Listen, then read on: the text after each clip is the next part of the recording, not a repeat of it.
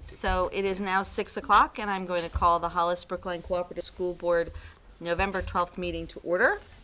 I'm going to ask that we do, here comes Patrick, I'm going to ask that we do some introductions. I will start with Mr. Solon, who's about to sit down, because I want to go this way because I'd like the students to go last, so, well, second to last. So you want me to introduce myself? Yes, please. Solon, co-op board member Yes, please. for Brookline. Thank you. Amy Kellner, co-op board member from Hollis. Linda Sherwood, Director of Business Operations. Beth Flaherty, Assistant Superintendent of Curriculum and Instruction. Gina Bergsog, Superintendent. Holly Drello Babcock, Co-op School Board Chair. Beth Williams, co-op school board, Brookline. Rob Mann, Co-op School Board, Hollis. Jacob Hess, Principal, Hollis Brookline High School. Yolanda Flamina, one of the assistant principals at Hollis Brookline High School. Ashley Disco, Student Vice President. Patrick West, principal of the middle school. Thank you. Welcome, everyone. Okay.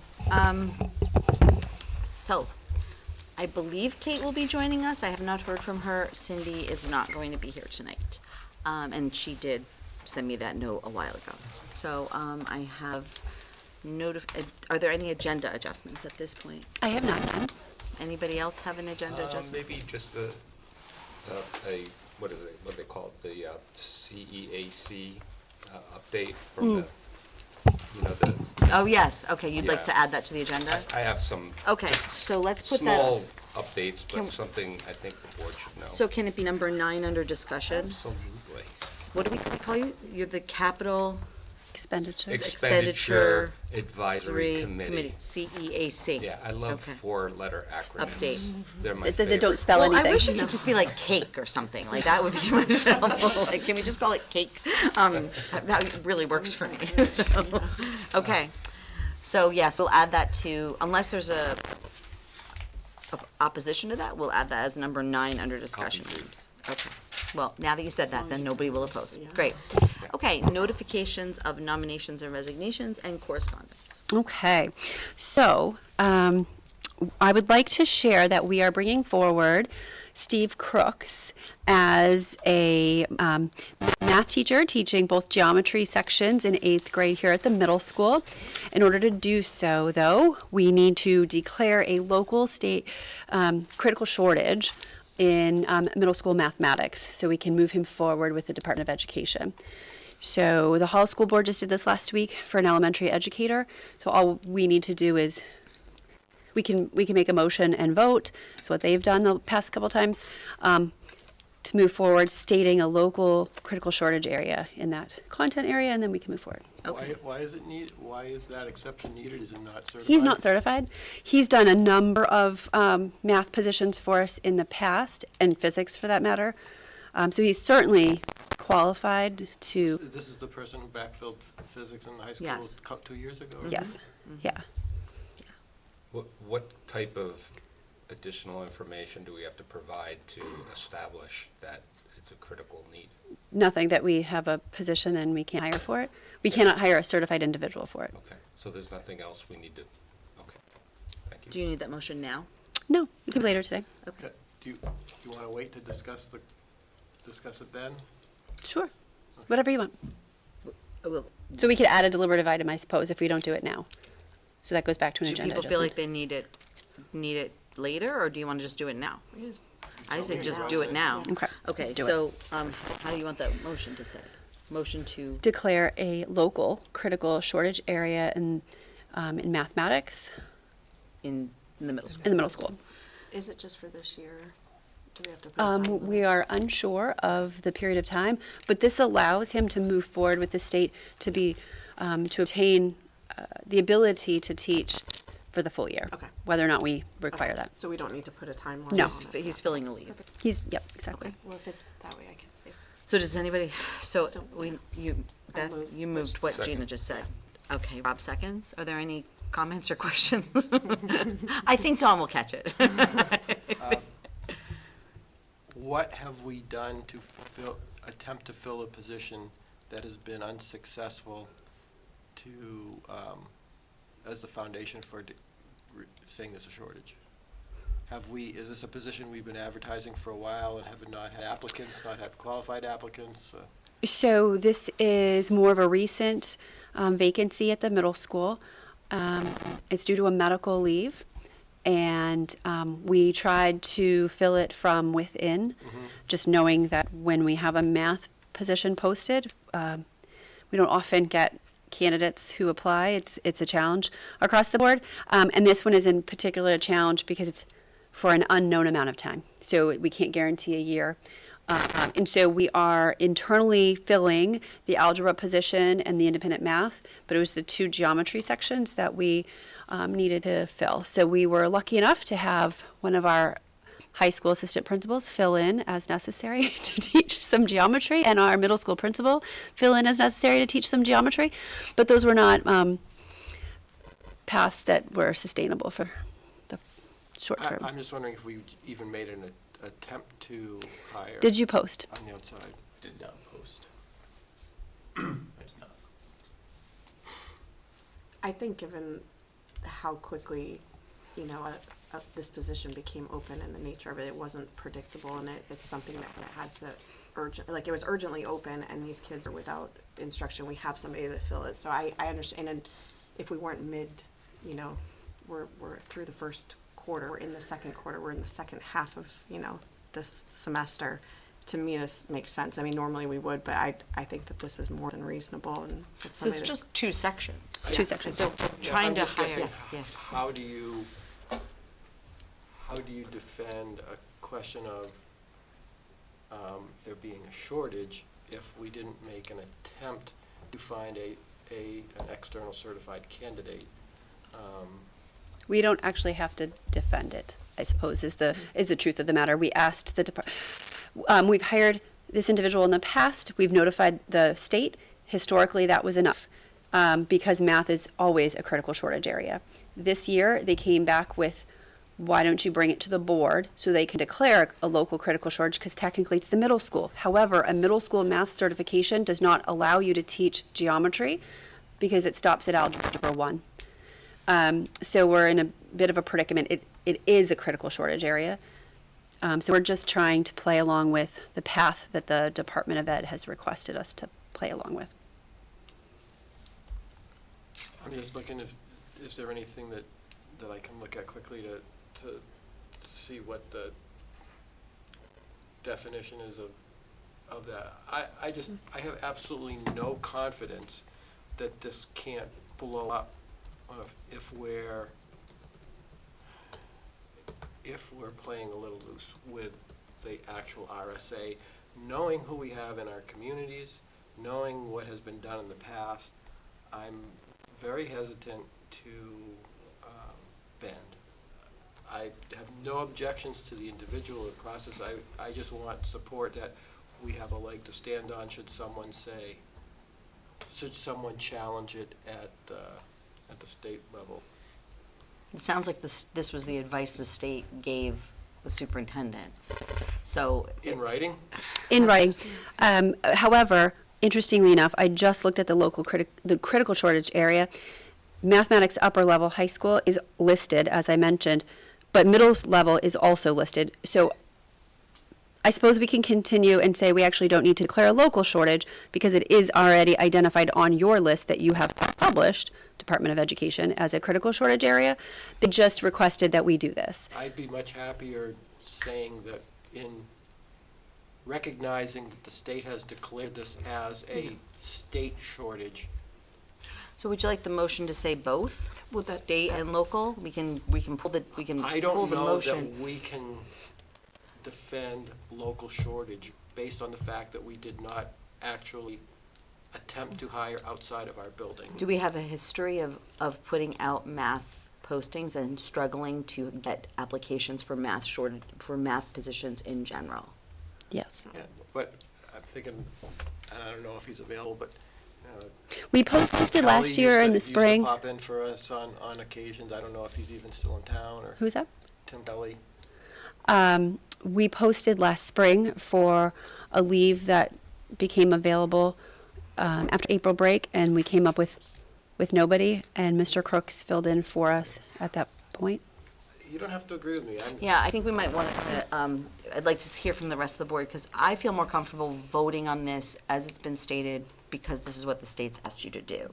And I just want to move forward and make sure that our kids get the teacher in place. And so I'm not as concerned about us having to defend something that the state suggested we do. But I'd like to hear from the other board before I call the vote. I would say it's still on us, this board. Whether the state told us to do something or not, we still have to do diligence, and anyone can come to that mic on any month or any March and ask the questions we're asking. Yeah. So I think we need to be, and that was my initial question, what things can we say we did that would substantiate maybe the action we may take this evening? So that's kind of where I was going. Well, I think it sounds like there's a middle ground, though, if we change the motion to reflect that it's already listed in the state. Like, I'm more than comfortable with that, because it's not us declaring a local, it's saying this is a recognized state position, and this is, the boards could, basically agreeing that the state has already done this. So I think that's an easier way, because Okay. we're not. So can you pull the motion Yep, then? Yep, I will. Rescind your motion? I will, yep. And let's make a new motion. Who wants to make it? I'm curious what the language, like what Gina had is the language of how the state says it, but if we basically pull it, it's a state level, like how that was written. But if we just incorporate that language that at both the high school and middle school levels, because this is geometry we're talking about, so it would cover. It says here, the following endorsements have been identified as a critical shortage area. And then it lists all of them. Chemistry. But mathematics middle level and mathematics upper level. So those are they're in a list. Yeah. And those are critical shortage. It's called the critical shortage list. So you can say, In recognition of, states, something along that, like. yep, in recognition of the New Hampshire Department of Ed's critical shortage list. The board. And guidance? Is it And guidance, yeah. That- Are we getting that guidance? Are we receiving guidance from the DOE? No, what's happening is the DOE requires that the superintendent submit a letter on letterhead that says that the district board has declared a shortage. Now, so we as a board have to recognize that the state has identified there is a shortage, and that shortage, and that based on the state identified shortage, are we authorizing you or directing you?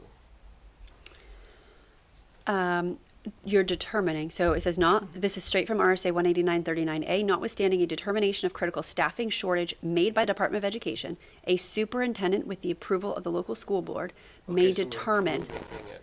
that a critical staffing shortage exists in a specific teaching area within the school district. So And then it's- I'm to notify the Department of Ed via an email, not on letterhead. And they just say, The other okay, one thanks. The other one I pulled up said it does have to be on, the letter has to come in on letterhead, but, so what we need to do is, we need to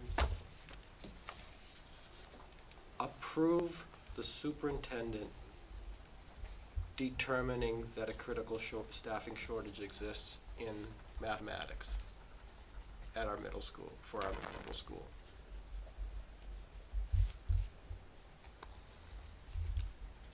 But that's still saying it's a local, like I didn't use the word local.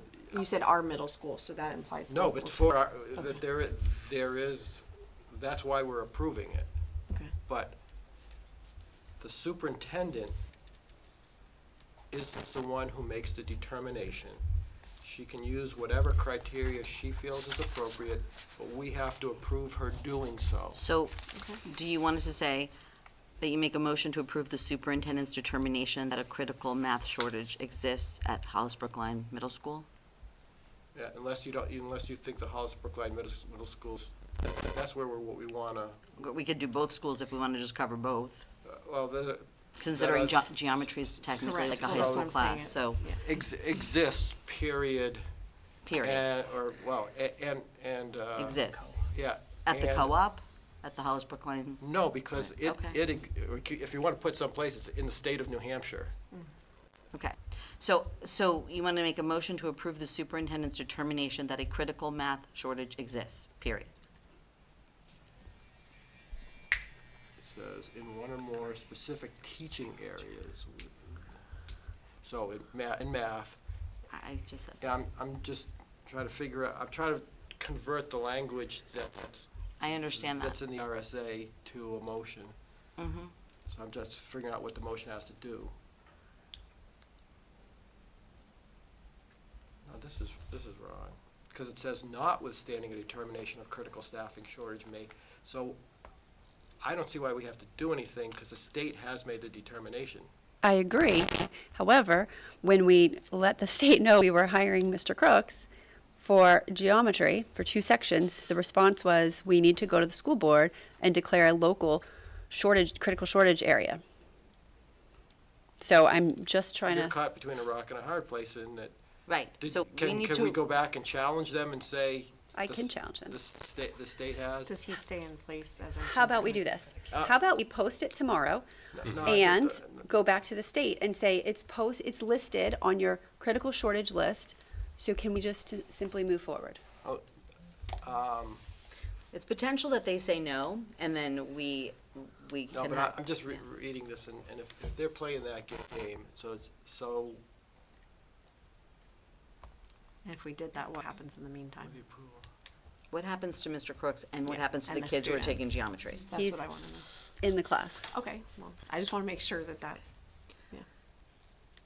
Okay, so we need to post it tomorrow. No, Well, I'm- no, I'm. But then I you don't think post the it, but he's already majority- there, so it doesn't make sense to Will you let me post. speak? Yeah, please? sure.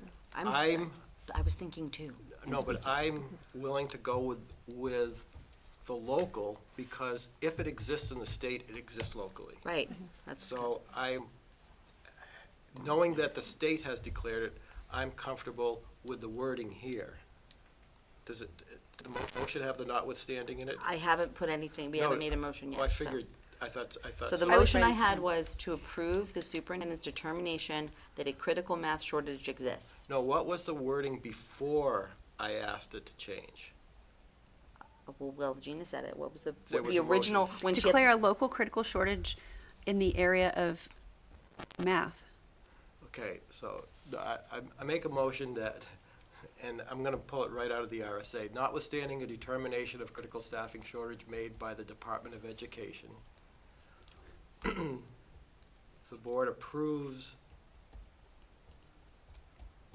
the superintendent determining that the shortage exists in mathematics in the Hollis Brookline Cooperative School District.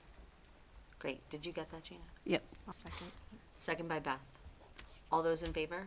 Is there more discussion? Yes, there Mhm, is. I sorry. have another question. What type of support will this individual have to teach the course to be successful in the role?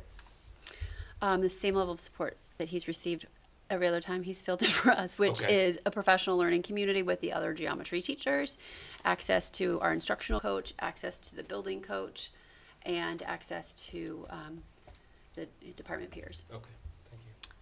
Okay, can I call the vote now? All those in favor? 5-0, motion carries. Thank you. Thank you all. Okay. I also have some correspondence. Great. All right. I am reaching out regarding the significant increase, over 10%, in health insurance premiums for all SAU 41 plans. As you may recall, this triggers a requirement to initiate negotiations under the terms of the collective bargaining agreement for the support staff in Hollis Brookline Cooperative. And so the rest of it just references the article and that we're currently in the budgeting process. This is signed Lori Hayes, and just to clarify what the language is in the CBA, it says, if the rates for renewal of medical coverage for the period of July 1, 2026 through June 30th, 2027 for the current medical plan exceeds 10% for the 26-27 contract year, then the association and the board shall, so that's a must.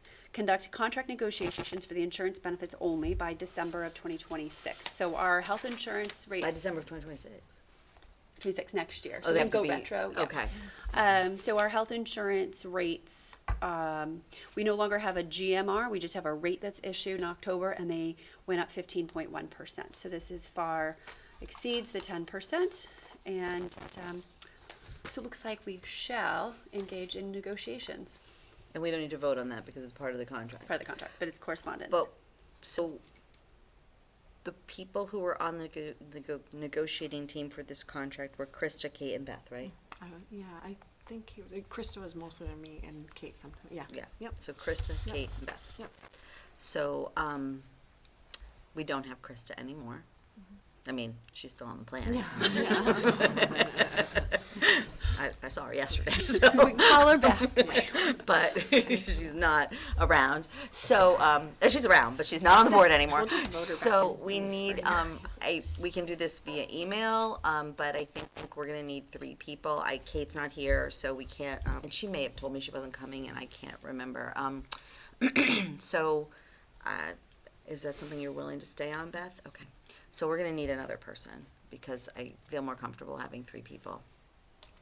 I'm not gonna, this has to be done Yes, by 'cause when? this is a When does it begin? When does it start? So we could start negotiations now. It makes sense to do so as we are building a budget. Right. We have to do it by next December, but that would be retroactive in a budget we're already living in. So I'd feel more comfortable if I can at least check in with Kate to see if she's Yeah. gonna be able to do it, so I can send an email out, and then, would it be potentially, could we wait until the next meeting to Absolutely. approve a group? Okay. Yeah. So I'd like people to think about it and see if there's anyone who, it doesn't sound like it'll be like a It's long just the drawn health out, it's insurance, just the yeah. one Yeah. piece, it's Yeah. just the benefits. So, all right, thank you. Is there anything else? That'll be it. Does anyone have any questions on those 2 things? Because that felt like a lot.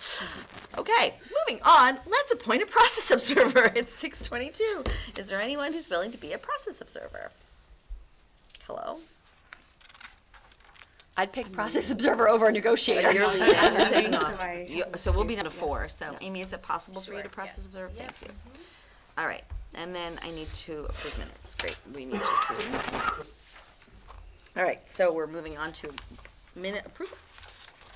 Let's do that.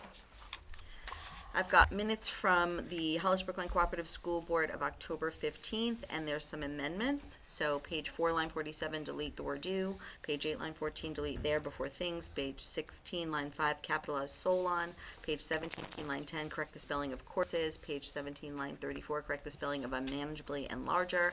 Page 18, line 10, year should be plural. Page 21, line 4, insert and before gain. And page 24, line 9, replace the period with a comma. I need a motion to accept as amended the minutes from October 15th, 2025.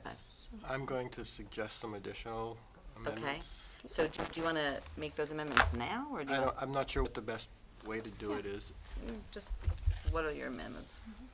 Page 7, line 28, it refers to Assistant Superintendent Bergskog, and I'm not sure if it's supposed to be De Gennaro or if it's supposed to be Superintendent Bergskog. So we need to clarify. Yeah. Page 7, Page 7, line 28. So Gina, look that up right now and see if she can figure it out, yeah? Okay. Page 8, line 45, the second word, R, A-R-E, should be or, O-R. Or replaces the word are, okay? Yeah. Page 14, line 48, replace the second occurrence of that with what. And page 15, line 19, replace breathe with breath. Breath, not breath. Breath, like Breath. as in, like Like, the take breath. the E off of breathe. Okay. Or I didn't know if you meant like breath, No, like the no. breath. Okay. Breath. The expression is, Because I'm going to read this because sometimes she has a hard time hearing you Yeah. and I want her to hear the them. the so- expression is take a breath. Okay. So page 7, line 28, we need to clarify whether it's Gina or Lauren. Page 8, line 45, we need to replace the word are with or. Page 14. No, it's line 45. Page 8, line 45? Yeah. That's what I said, isn't Oh, it? I thought you said 25, I'm sorry. I was reading it, but I could have said 25. Goodness. Page 8, line 45, replace are with or. Page 14, line 48, replace second that with the word what. And page 15, line 19. 19, replace the word breathe with the word breath. Correct. And do we know what person it is? Dawn will figure it out.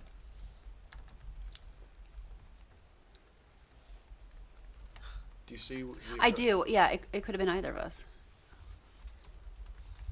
Looks like we can rewatch the, I would, from the context, I think the assistant is the error. I think it was you. Okay. So page 7, line 28, we're going to change to Gina. Well, the change. But she'll the- check it. The change will be line out. line 27, delete assistant. Right. Delete assistant.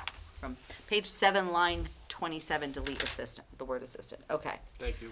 Those are the amendments. Now can I have a motion to accept as amended?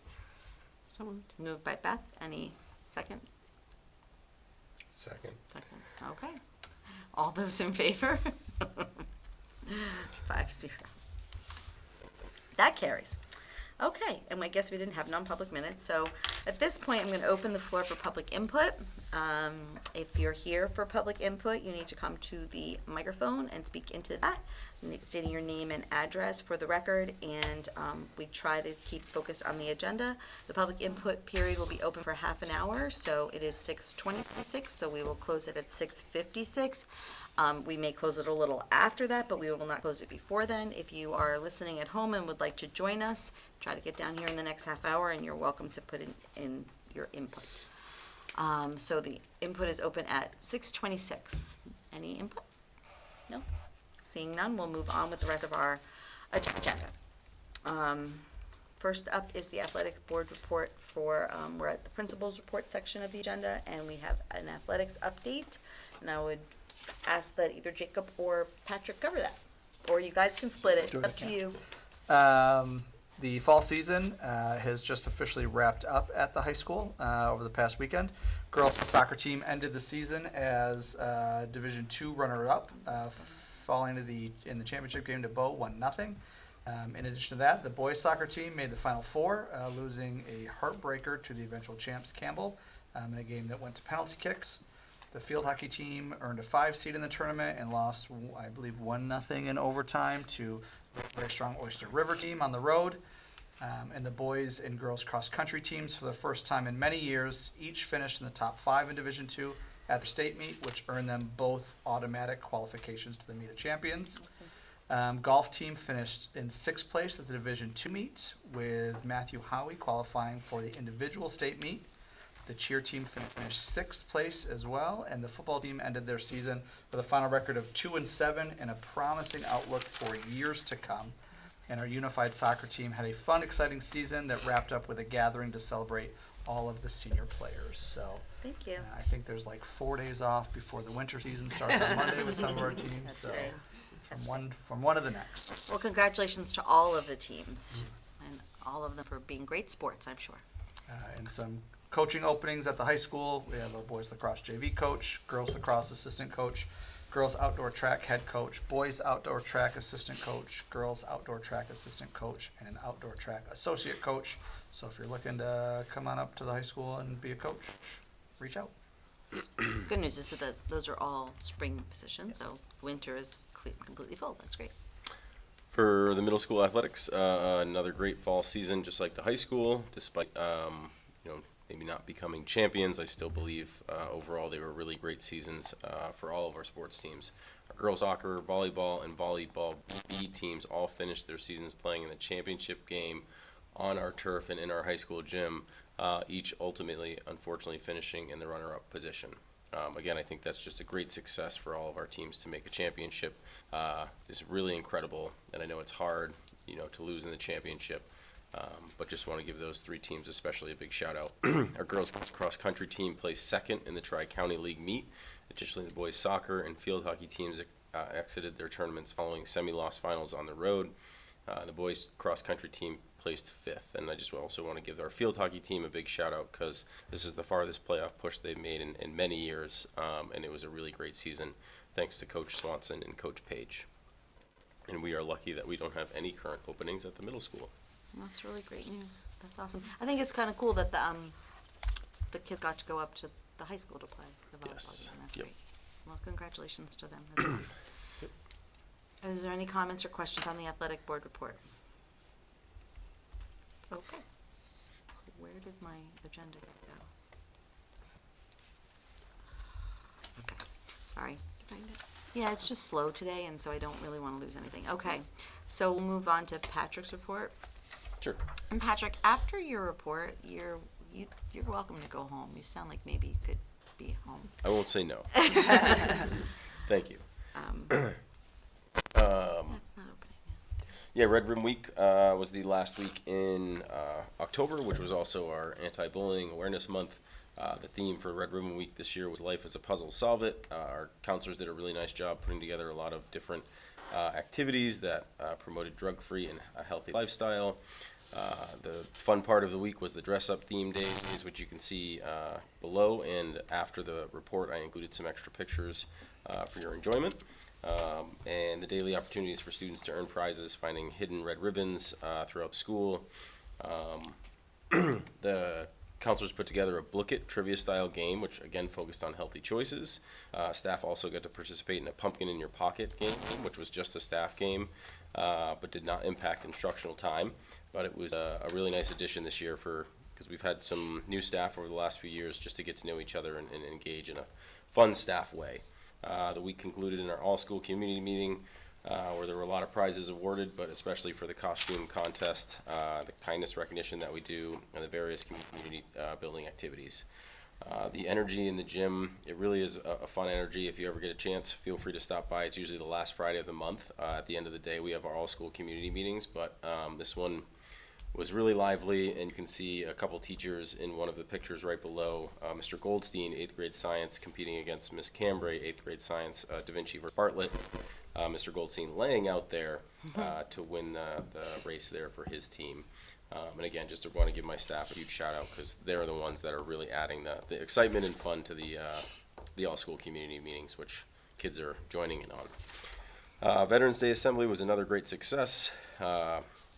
Some of my favorites of the assembly are Mr. Moran's Old Glory and Mr. Chris Lucier's Showcase of Flags.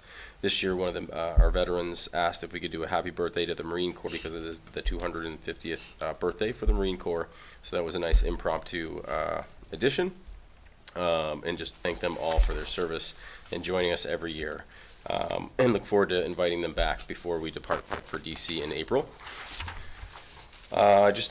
Wanted to highlight some of the extracurricular activities and clubs going on. We do have a new club this year thanks to our 2 Spanish teachers and some high school students that reached out in an interest to get something going and to be a part of the club. So we have a Spanish club this year, which does have a few high school students coming down to connect and support our middle school students with their Spanish. It's not just for Spanish students that take Spanish class, but any student that wants to go and check out the Spanish club is welcome. And then I listed all of our other clubs that are currently underway and just did a quick calculation of how many students are involved, not only with our extracurriculars, but our athletics as well. And we have over 75% of our student body engaged in some sort of athletic or extracurricular, which is really great. Also wanted to give Mrs. Crispin and Mrs. Ransom, our special ed administrator, a shout out for their development of the life skills program and how it's really coming together. And life skills students are participating similar to what the high school does in creating a variety of delicious treats. This year they've made apple muffins, banana bread, taking fresh veggies from our greenhouse. And we've been walking around, we walked around one morning so far with our life skills students with a coffee cart and breakfast items, just delivering them to classroom teachers. And it was a nice way to start the day and also get into classrooms and see what teachers are doing and what kids are working on. So thank you, Ms. Chrisman and Mrs. Ransom. And those are some upcoming dates. And again, I threw in some fun pictures there. Our world language teachers did dead language, if you were wondering what their costume was. I thought that was creative. And then just some pictures from our all-school assembly. That's great. Open Thank to you, Patrick. questions. Of course. Is there any comments or any questions for Patrick on the board report? Just again, the board, I mean, I don't want to speak on behalf of the board, but as chair, I'd like to at least thank the veterans again for showing up. I mean, that's a significantly large group of people to come and share with our kids. And I mean, the relationship that we have with the veterans that starts in the middle school and continues at the high school and is at the elementary school level is pretty impressive. So Yes. thank you for carrying through with that. I can also just throw that in there, just from the board side, but also as a veteran that attends that. Like, it's one of the veterans. I will speak for all the veterans and say that it's one of our favorite events of the year, and it's really unlike a lot of other communities I've lived in. So it's and that we recognize that too. Most of us as veterans have lived in a lot of places, so it's a really neat, it's a really great. special time. Yeah, we all look forward to it. It's a lot of fun. So. Thank you. Thanks for that insight. Okay, moving forward, the high school board report. Yeah, so as we wrapped up October, we, at the high school with our school librarian Christine Heaton and our counseling department hosted our second annual Apply New Hampshire Day.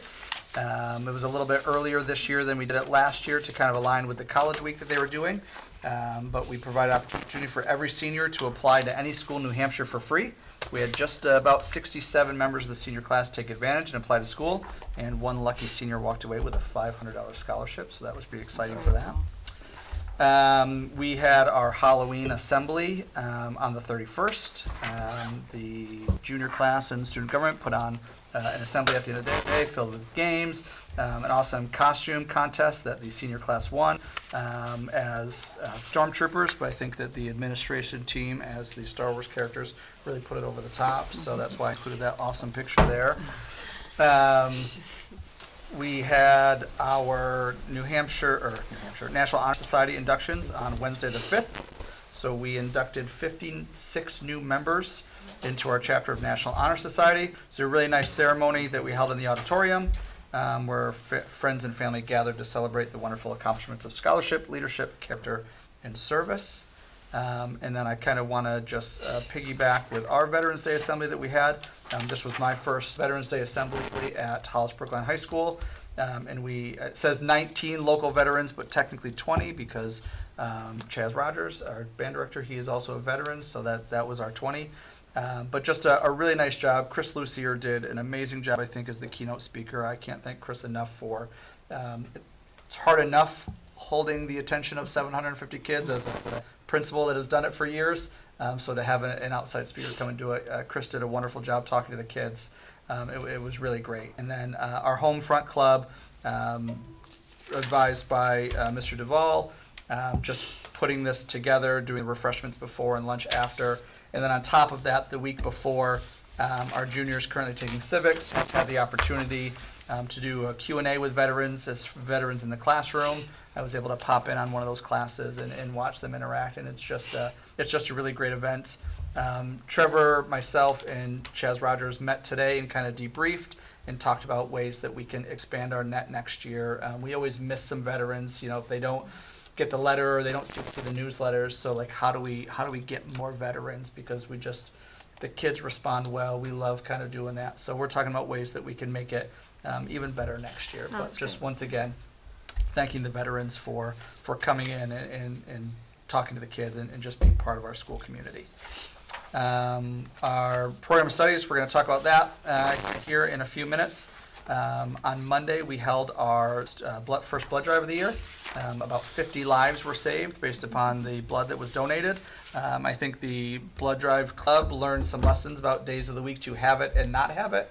And so in March, they're planning their next one and hoping for a much bigger outcome for that. And then tomorrow night at the high school, My Son the Hurricane is performing. They're working with our performing arts kids during the day tomorrow for an in-house field trip on some different musical sessions and stuff like that. So they're excited about that. Challenge Day is coming up a week from today. Then parent-teacher conferences, Thanksgiving break, and then before we know it, it's the first weekend in December, and our fall production of The Outsiders will be up and running. So just some really great things happening. Great, thank you so much. Are there any questions on the principal's report? Excellent, again, thank the veterans for their involvement. It's great to see engagement on that. Any other thing? Okay. So there is the Germany and Alps proposal in here. We will be asked to approve this probably next month. So are any questions on this right now? Do you want to give a little overview, Jake, or do you just want to go right into questions? I mean, we've read through it, so. Yeah, I think meeting with Mrs. Staub and Ms. Balfour, this is an area of the world that they haven't done an international trip to before. It ties in nicely with some of the curriculum they do, especially around the Holocaust and being able to visit one of the camp sites. So they were excited about the opportunity to be able to offer this trip connected to some of the curriculum that they're currently Is it teaching. like for world, is it AP World students? Is it just history students in general? History students in general, yeah. Okay. Well, they're all history students. Yes. All the kids. So are there any questions on this before, because we're going to try to approve it next month, so we should have the questions so we can get answers next month. Go ahead, Beth. Well, I don't have specific questions, but this is an area that I really struggle with these trips now, especially historically after the last couple. And my questions are going to be more specific to the fund. Like, it sounds like it's open to any students if they take history, and you don't have to, like, it's just general. Well, I watched the Yeah, board meeting yeah. from last year where they talked about the British Isles trip, and Tom, I know you brought up questions about students that can't afford it and stuff. And again, I'll answer very generically at the moment. You know, on page 6 it talks about the fundraising and the monthly payments and that sort of thing. But we can get more specifics and that sort of thing. And I think at the last year's meeting, Andy talked a little bit about that idea. If there's someone that really wants to go but can't afford it, some things can possibly happen behind the scenes. But Well, and that's, So I also want to remind people that on the policy memo, we have a policy, is it on the memo or is it separate from the memo? We're addressing this policy in field trips and exclusions, IJOA. It's on the memo, and we reviewed it, and Tom specifically asked us to add language in the policy. I think we put the language that you suggested, which basically tells people where to go if they have financial need, right? Is that what that's what we But did? that adds a level of complexity, and that's part of my comment, but. Yeah, go well, ahead, my finish only, that, sorry. the other part to it, and again, it doesn't have to be answered tonight, but my general concern and frustration is, like, that's a big part of it, is just knowing where to go and ask for help. But my bigger concern is when you do know where to go and ask for help, are we able to provide the help necessary to get a student on the trip? Because from my experience, the answer is no. And a lot of it fell back on the student. So if the student needed financial support, a student may have been offered financial support, a very small amount, not anywhere near the amount of the trip. But in addition to that, to receive that very small amount, that is still very, helpful, the student had to write a letter of why they could not afford that. And that was And that's not in the policy. Okay, Yeah. and that's what I mean, is those kind of things just need to, I would like to have a better understanding of the exact process, so not only where to go, but the process, because I find it to be completely inappropriate to put it on a student agree. to write an essay 100%. about why they deserve to go, in Yep, so conjunction. that is something- just yeah. not Okay. ever part of our Okay. process. I think the wrong individual was asked. Okay. And so we need to clarify for Yeah. all field trips, those running the field trips, if there's a question, who are they supposed to go to, rather than Yeah. creating a response? Absolutely, and that's like what I Yeah. want, and so that's Poor why we don't have to communication, yeah. have like all the answers, but that did happen last year, and it was Yep, it yep. happened with more than one student. Yep. And in particular, the concern that I had in that trip is it was more like a very specific group, where this is more broad. So I have less worries about this. This is not something, but when you have a smaller group and you have X amount of students that can't afford to go, and then that's Well, and that's also where if it's specifically a group that's in a specific class Correct, or whatever, and and that's- has a that's specific what- set of yes. talents or, It yes. increases Correct. the friction Right. And that's- to, yeah. So I to think access. if we can, right. So those are the kind, but I that's think we're on this, like, we were trying to adopt Yeah. the change to Yeah. the policy now, but Yeah. go ahead, Tom, you have more questions. I don't want to interrupt anybody. Yeah, I'll start where Beth is talking about. I think we're getting into an area where the cost of these trips is really getting beyond what I think should be a curriculum-driven activity. Our policy, if adopted, says no student will be denied the opportunity to participate because of lack of funding. And if that's truly the case, then we need to be able to budget to allow payment for as many students as would like to go if money were not an issue. That's one element. So you look at the cost of it, look at the commitment we're making to our students. I question whether it's something that is feasible. And on that, But- especially putting it in writing, because Yeah. before that was the answer that was given in the past, but it's still not, like, we didn't have the funds to fully support it, but this is, putting that in writing is The only something- thing that changed Yeah. is we capitalized the N. Mm-hmm.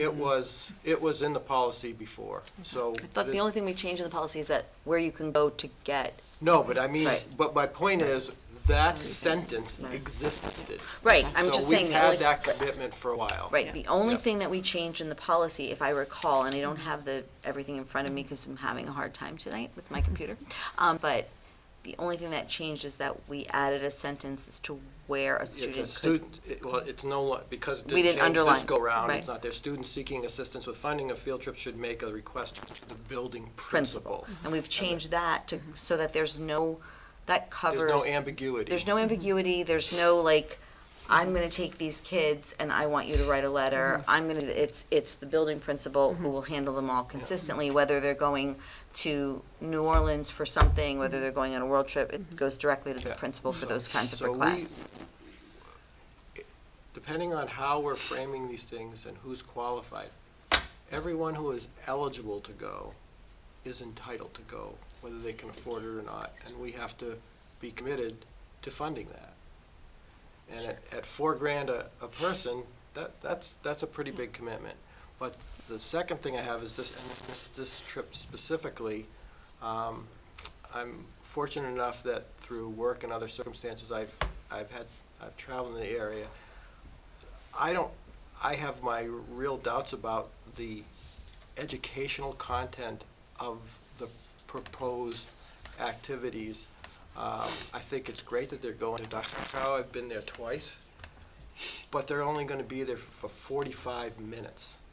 That's barely enough time to get off the bus, get into the building, and get on the ground. Both times I've been there, I've spent a minimum of 4 hours there. Just one of the exhibits is, well, many of the exhibits they have movies and films from actual activities there, and they're generally 15 to 20 minutes long. If they're going to go there, I would strongly suggest. I think the travel to Dachau is 45 minutes. No, it says the travel is 45 minutes, and they have 45 minutes on campus, what it says. That's what I read. I think it's the 45 was the travel both ways, and then it didn't give a time. doesn't give It was a a time. Doesn't say how long self-guided. you're No. I think it's So, self-guided, like a lot of them have self. That's the one thing that I think is really good. I'm kind of surprised it's on there because I brought materials from the camp to the school, to some of the people involved in this trip, and they were not interested in including them. But that's the one thing that I think is a really beneficial activity, if they've got the time there. Maybe I did read it wrong. But some of the other things, it's a really, really nice trip. The stuff they're going to do in Salzburg and all that, it's a great chance to do world traveling.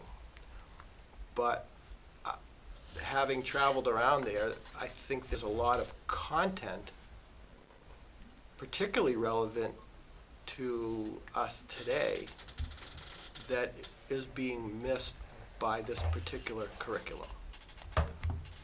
That's the extent of my rant. Okay. I think there's some creative ways we can look at how to fund folks or students who would like to go. Or we can provide some portion of the overall total to make it easier, more accessible to those folks. I'm a huge fan of travel in terms of what you learn and how you see other cultures live, and I believe it's very enriching. So I would be very much in support of looking for ways that we can provide some level of funding for those people who would like but can't see a path to getting there. So. Yeah. Yeah. Anybody else? So I appreciate all the comments. The one thing I'll say is I actually, because this is over spring break and it's, to me, it's, I don't want to say curriculum adjacent, but I think that's what I want to say. Like, these are kids who are going and they're going to experience things that they've seen or heard about in history classes. But unlike when we send students and I'm going to use choir as an example, like we're preparing for weeks and months to go to New Orleans to perform, and it's part of the daily life of their curriculum. I feel like this is a little bit separate from that, so I feel like there's a little different category. And I just know that these opportunities were, I mean, I haven't had a kid in the building since 2023, but my older, and I don't want to talk about my own kids, but I'm not just talking about my kids, I'm talking about the friends and the people I knew and the other students I knew. These were opportunities that our students really, really looked forward to, these like weeks where they were on break and they were able to travel and travel as a group and learn a lot. And it's not just academics that they learn. There's a lot of social stuff that goes on in terms of like learning how to manage yourself independently. So I do appreciate all the comments, but I would hate to see us take these trips away because they were gone for a while after 2020, and many young people were disappointed by that. So, and families were disappointed. So I hope we'll think about it clearly and keep in mind everything that we can. So I'm going to support it. But okay. Anybody else? All right. Well, it'll come back. Great. Thank you. Moving forward, program of studies conversation. Oh wait, no. So. Student. Sorry. We have a report out from student council. I don't have much to add after Mr. Hess's report, but a few other things I wanted to say was our advisories participated in a door decorating contest over the fall. It's just a good way for like collaborative skills and just getting those bonds and like a little friendly competition amongst the advisories. And then the other thing I had was Grand Council is continuing to make progress on their policies by just making action plans. Great. Thank you. Who won the door contest? I actually do not know. Miss Heaton's Miss class Heaton's won class won the the door. Veterans Day Veterans Day competition. door contest. Thank you. And I'll piggyback, Ashley, the Grand Council working on their policies. I was able to go to their meeting on Thursday after school and kind of sit and listen, and they're working on some cool things that's like seemingly low-hanging fruit, but important to kids and stuff that we can tackle right away. And then they've got the big picture stuff as Great. well, everything in between. So I'm impressed by the level of work that they put into this. Great. Thank you so much, Ashley. Okay. So the way this works, I don't know if you've been to one of our meetings before, but we wait for your report. You are welcome to stay for the rest of the meeting. You are also welcome to leave as soon as you are finished. Is there more? And that is it. All right. Is there any questions for Ashley? No? All right. Thank you very much. Thank you. And Ashley was not here last month. Her sister Samantha was. So we were going to see Ashley and Samantha maybe, or Ashley or Samantha. So Thanks, Ashley. they are student council president and vice president? Yep. Oh, that's, Legacy. no, I don't know if a lot of siblings could do that. Okay. All right. So program of studies. Whew, baby, this is going to be a fun night. Okay. No, I actually love looking at the program of studies, but it's just a lot this year. So let me find it. in my packet.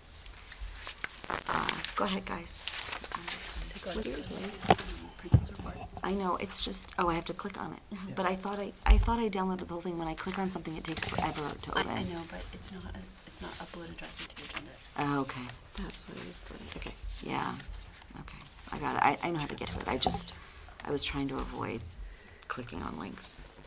I got it. There's really two ways we can go about it. One impacts the other. So we can talk about the Ed 306 requirements first, because a lot of the changes in the program studies are reflective upon that. Or we can talk about the program of studies and the changes we made, and then I can kind of wrap up with a summary of some of the Ed 306 changes. It's really a matter of whatever you guys prefer. So how do you guys want to go about this? Do you want to look at the program studies change sheet or just the diploma? I think we should start with the diploma. I personally think we should start with the diploma and credit breakdown chart and Okay. talk about that. Is there anybody who disagrees with that approach? I just don't want to force us to revisit the presentation material that Dot did last month on the 306. I don't think so. I think the diploma and credit breakdown shows. No, I just Yeah. want to say that was a very thorough Yeah. explanation, and it was great. So if that allows you to condense any of your plan. Yeah, and I just have the diploma breakdowns in a couple talking points about the Ed 306. I didn't do a full presentation. That's so. fine. Just Yep. do, however, Jacob, you just take it away. So if you look at the New Hampshire State Standard Diploma, the two-sided, on the left side is currently what is in place for a minimum New Hampshire 20-credit diploma through the graduating class of 2029. The right-hand column is the new Ed 306 minimum standards requirements, starting with the graduating class of 2030. That's the new requirements for a 20-credit diploma.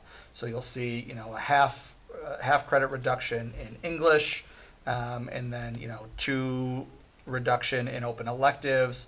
But then you see some new stuff with how they break out U.S. history, New Hampshire history, logic and rhetoric is a new requirement, history, government, and constitution of U.S. and New Hampshire. So that's just the side-by-side of where we're currently at and what the new minimum requirements are.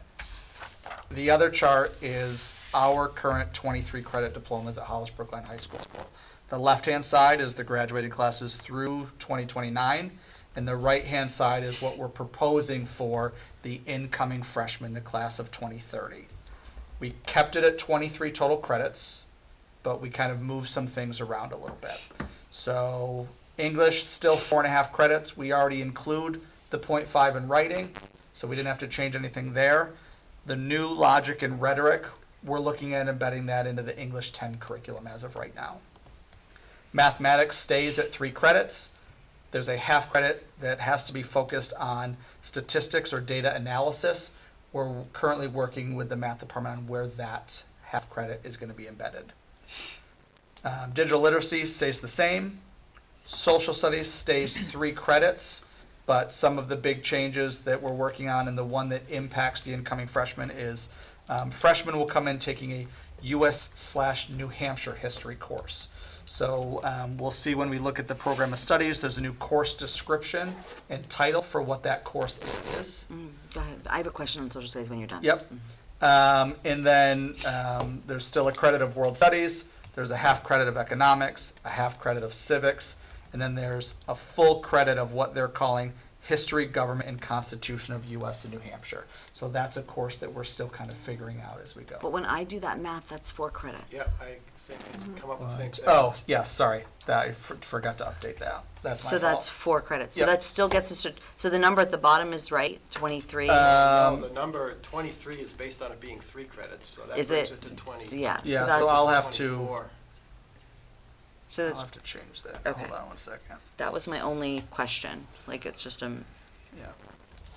so they have to take now, basically, 4 years of history, like four history classes, but half a credit of civics, a half a year of civics, and a half a year of econ, Yes. and then world studies, U.S. New Hampshire history, and then some sort of government class. Do you mean now, or do you mean going No, forward? the people, the class of 2030. So that's the change. So So we can- basically, they're gonna have a history class every year. Every year. Or they could take 2 in 1 year, but they, right. So Okay. you're going to drop down on the free choice electives to keep it at 23, so it's going to go from 3.5 to 2.5? Yes. Yep. Okay. And again, doesn't mean they can't take more, won't take more, Mm-hmm. but just to keep it at the 23.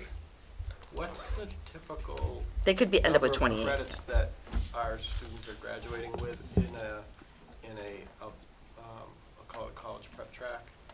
So you could take 7 credits I mean, if you don't take additional online resources, but you could take 7 credits a year for 4 years, that's 28, but we advise, especially freshman year, to come in and have a study. There's the ever popular senior options. You know, so there are ways that you would take. I'm just wondering what our. What our I would say average is. 24, 25 typically is doing? probably average. 20, she said 24 to 25, so that's kind of an average.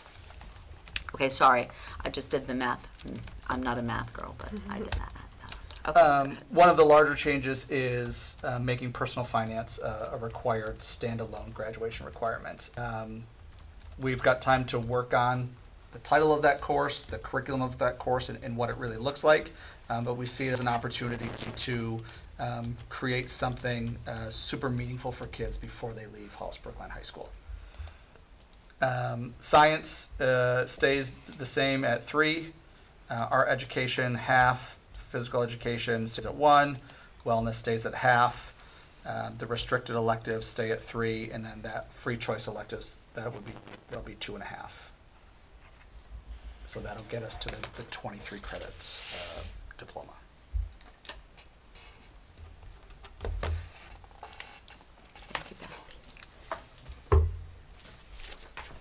Okay.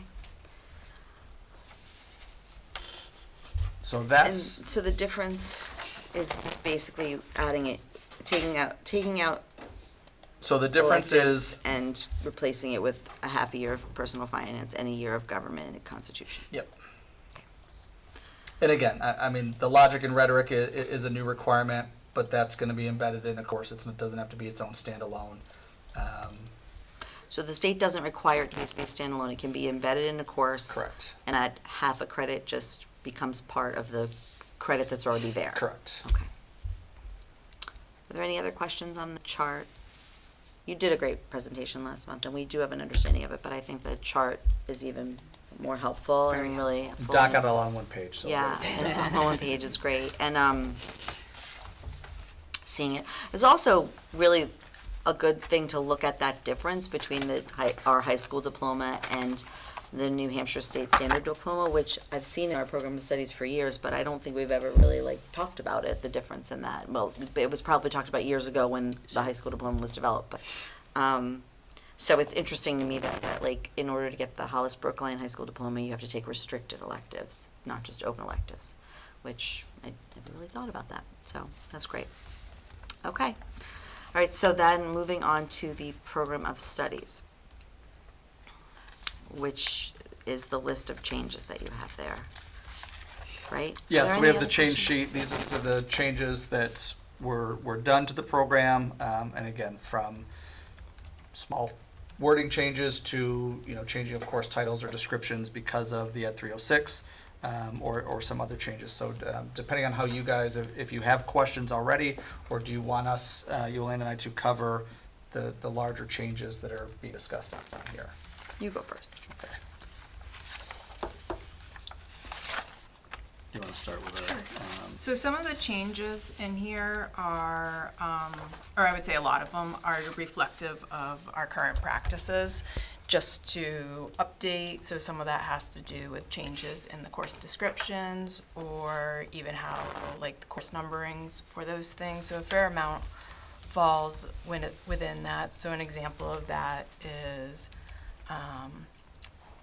some of our honors course, one of our honors courses in AP, the new AP Computer Science class was not listed under the weighted section, even though that's how we would treat them. So that's been clarified. The grade point average language that was on pages 18 to 19 that overlapped with Latin honors, none of that language is new, which I think is significant because it's pretty heavy language and it comes into play a lot. It just used to be embedded underneath the Latin honors language, and just in conversations with parents and school counselors and our registrar, it seemed like it was getting mixed there because really the questions were down GPA, so we just kind of moved it over to a different section from that. So the language for that is, I would say, significant, but it's not new, it's just in a new location. We did take out some of the descriptions on pages 22 to 23 of the college admission requirements. And that was a recommendation from the school counseling department. They felt like it was too fixed for what it was saying. They didn't want people to get fixated that if I don't have the 3.5 GPA, I cannot look at this level of college, because that's really not realistic in terms of all the factors that are taking into account there. So while that's like removing a big chunk of stuff, they felt like the initial descriptive paragraph was a little bit more open, and those are the conversations that counselors are having with students and families. So they would come up in a more organic way through that.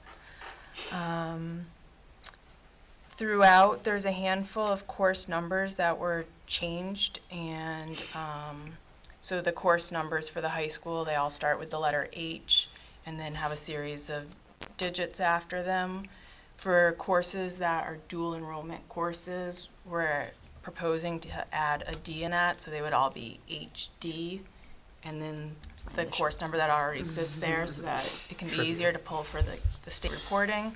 So that was a recommendation that we had been asked for, so that's why those have been included from that standpoint. Let's see. The semester differentiations. Yeah, so a handful of courses.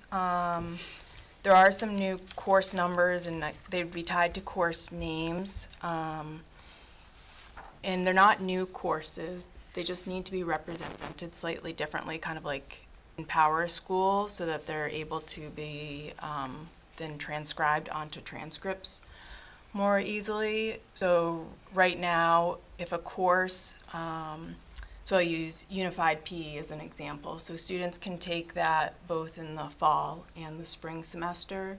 Currently, it has just one course number and the name Unified PE. So then, even though they're semester courses, and we run them as semester courses, and enrollment can change for each semester, when those then try to get put onto a transcript, because it's the same number and name, it basically like doubles up as two grades instead of two semesterized course grades. So there's a handful of courses like that throughout here where we're proposing to just make it a little bit more clear for what the numbers are, and maybe it's Unified PE semester 1, semester 2 for that. So classes that fall underneath that are semester classes that have essentially the same number and name right now that are credit bearing. So it would be directed study classes, Unified PE, Unified Music, our English learners class, I believe our wellness class, and I might be missing one of these as I go through it, but that's the reason for the change in there. It's more clerical than anything else. Let's see. There is some changes in some of the prerequisite language. The Unified Arts, a lot of their prerequisites, they were adding in just language that the prerequisite course, if there was one, that it had been completed to credit earned. That's typically implied, but they did want that to be specified within the prerequisites for that. So that's in a number of the PE, theater, arts, music classes for that. Let's see. There are some different changes in the, like in the pages like 52 through, let's see, about page 60. Changes in a number of the science descriptions.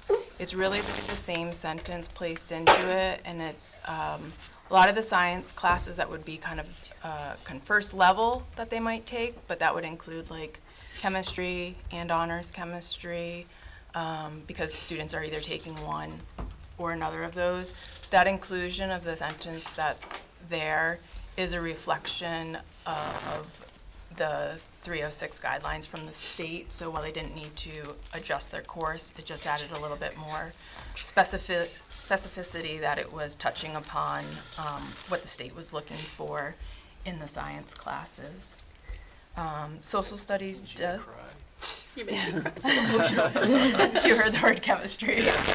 Tears.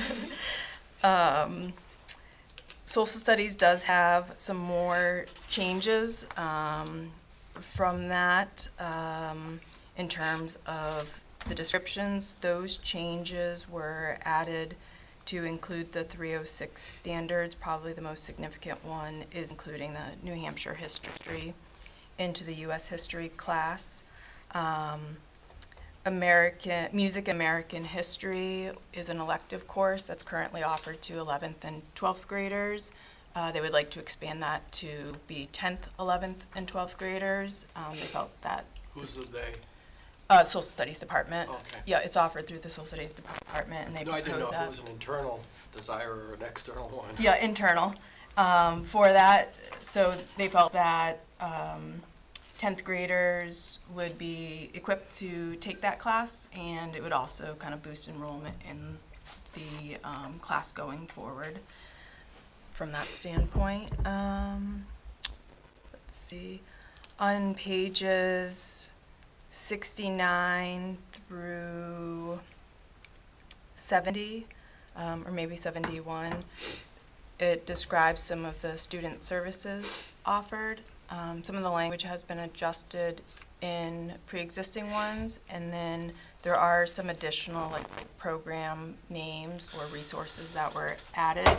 Those are currently operating programs within the school. They just hadn't been spelled out in the program of studies before, and some of that is because of the changes and just the difference in programming that has happened, and it's a reflection of the student services presentation that happened 2 months ago, a little while ago for that. So, and that came from the student services program for those changes.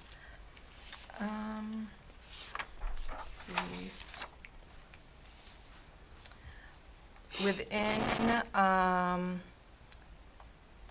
pages 74 through, I would say about 76, those are some of our theater and music classes. So acting 1 and 2 and theater 1 and 2. For both of those courses, they're currently run. So acting 1 is fall semester, acting 2 is spring semester, and the same with improv theater. The department is proposing that those now run as a year-long course.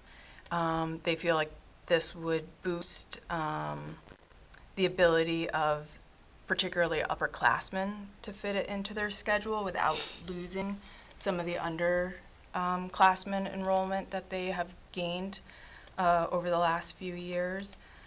So it would still be the same course essentially.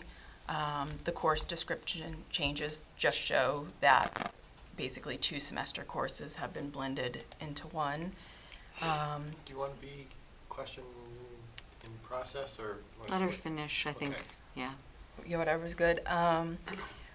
So concert band and jazz band, so that's another big change. The proposal is to have them run in the same period on alternating days. So currently they are 1 period with 1 credit, and this would be alternating days. In terms of that, the feedback from that when Mr. Hess and I were talking with them is they did feel that a large majority of the students would take both band sections. They're not required to without alternating days, but that they did feel like most students would do that and have the opportunity to be exposed to some different styles of band within that. So it switches to 2 half-credit courses? Yeah, so right now, it would be, They'd run jazz the- band is a 1 credit full year course. So it would now still be a full year course, but run alternating days, similar to how our, But would it PE have models. only half credit because it's, okay. yep. So they'd have to take both to get a full credit. Yes. Yep. And Same that as came from- wellness and That phys came from, ed. yeah, that came from the department. Yep. That was their, Yep. And then honors concert band, the description for that really isn't changing, just to like clarify. So currently, we have concert band, and honors concert band runs within it. So if concert band is period 5, honors concert band and concert band are both running period 5. It's basically embedded into that course. It would still be embedded into a band class. They would, if you're in the honors concert section, you would take the band class both days. So you wouldn't have the option of doing it every other day. You wouldn't be just embedded into the concert band. You would be embedded into the concert and the jazz band days for that. The following after that, a lot of it is just that update to the prerequisite language for the unified arts. Latin 3 has been coming for the past few years, so there's now a course number and name and description included in there to run this upcoming year. The CTE programs, there's no changes to that. We didn't receive any updated information from the schools. It's typically the same classes that run, so we just adjust that as it's going. And then the last few are just, like the extracurricular list was updated, athletics was updated, the index was, and then the index and the table of contents will be updated once all the revisions are set, so they weren't fluctuating so much. thank you. Sure. I mean, so we've had a program of studies update every year around this time. That's a lot. Like, there's a lot. And I know it's from Ed 306, but that's just I just want to commend you because that's a lot of work, like a lot of tracking and a lot of things. We haven't had as much of an overhaul. And it's not, I understand where it's coming from, but that's a lot. Thank you for doing all that work. Sure. Questions? Go ahead. Oh. I don't even need to look. It's just questions. Yeah, but let other people go if they want. Is there anyone else who has a question? Please. No? Seriously? There's only 4 of us here now, so. Oh, really? Yeah, We have yeah, a quorum? yeah, we have a quorum, but just barely. Don't anybody get sick in the next 20 minutes. The changes noted regarding, it says added to reflect current practice and includes language from 306 standards. Did we dodge the bullet of actually have to make any content changes because of 306? Not necessarily so there's going to be some curriculum work that we have to do. So adding the New Hampshire history to the U.S. history class for Yeah, no, I understand that, but Yeah. where, on the 50s, it just says, it just says added, they changed the description to reflect, it says added to reflect current practice and includes language for 306 standards on just a whole Do you have an example? list of them, and I'm wondering if it really was, Are you in the That 50s with simple. science? I'm looking at that, I think it had it in the one above. There is a good stretch of it there. Would it be helpful to just look at one that we knows, a class that we knows impacted? So for example, we know that English 10 is adding logic and rhetoric. Is that what you're talking about? I'm just, Like, in general, I'm should- curious if 306 really pushed us to revamp courses that aren't as obvious as the ones where it said, you've got to add this in, where we didn't have it before. We're keeping the same name, we're changing the description a bit, and we're saying we're changing the description because of, to reflect content and 306. What I'm wondering is, when it says to reflect the current content, The U.S. and New Hampshire Yolanda, course would I be think very different.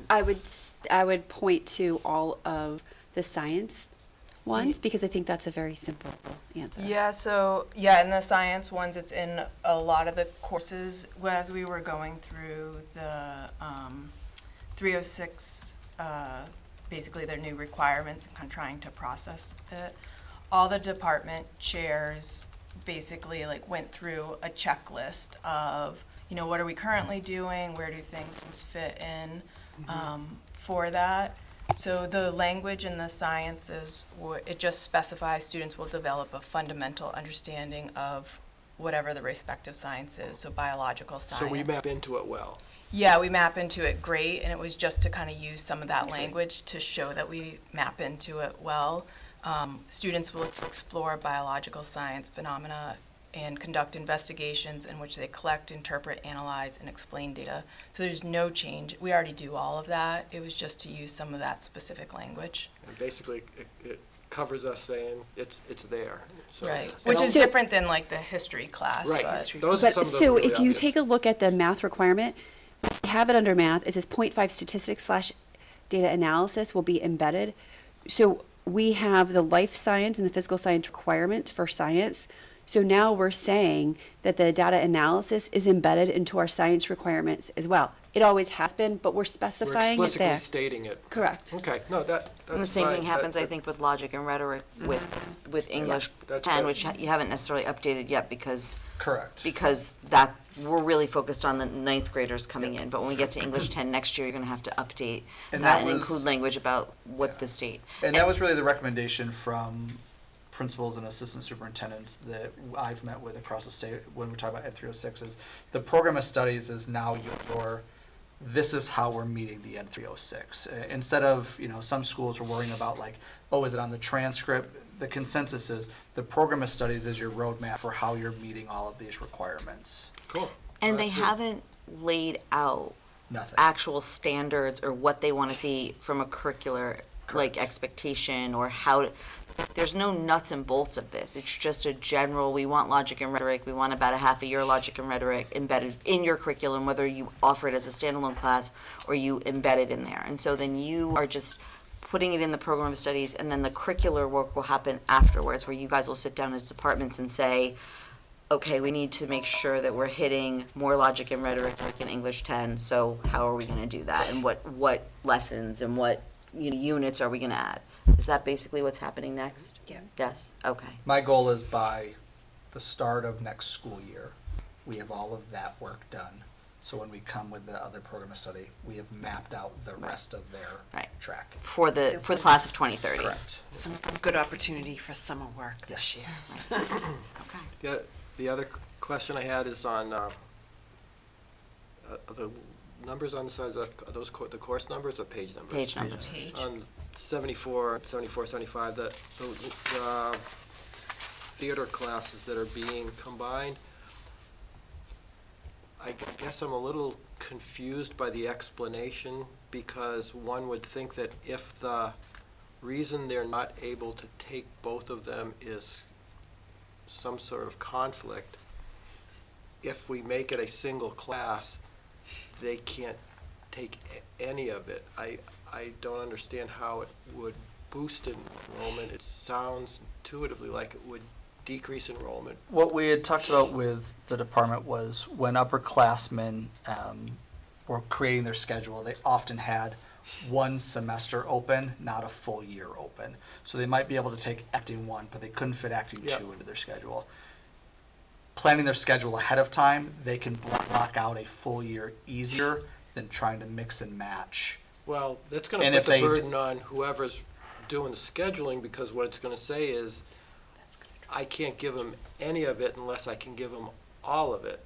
So the only place that I would see that would it actually boost it is if someone is saying, I'm not going to take a second semester because I want senior option.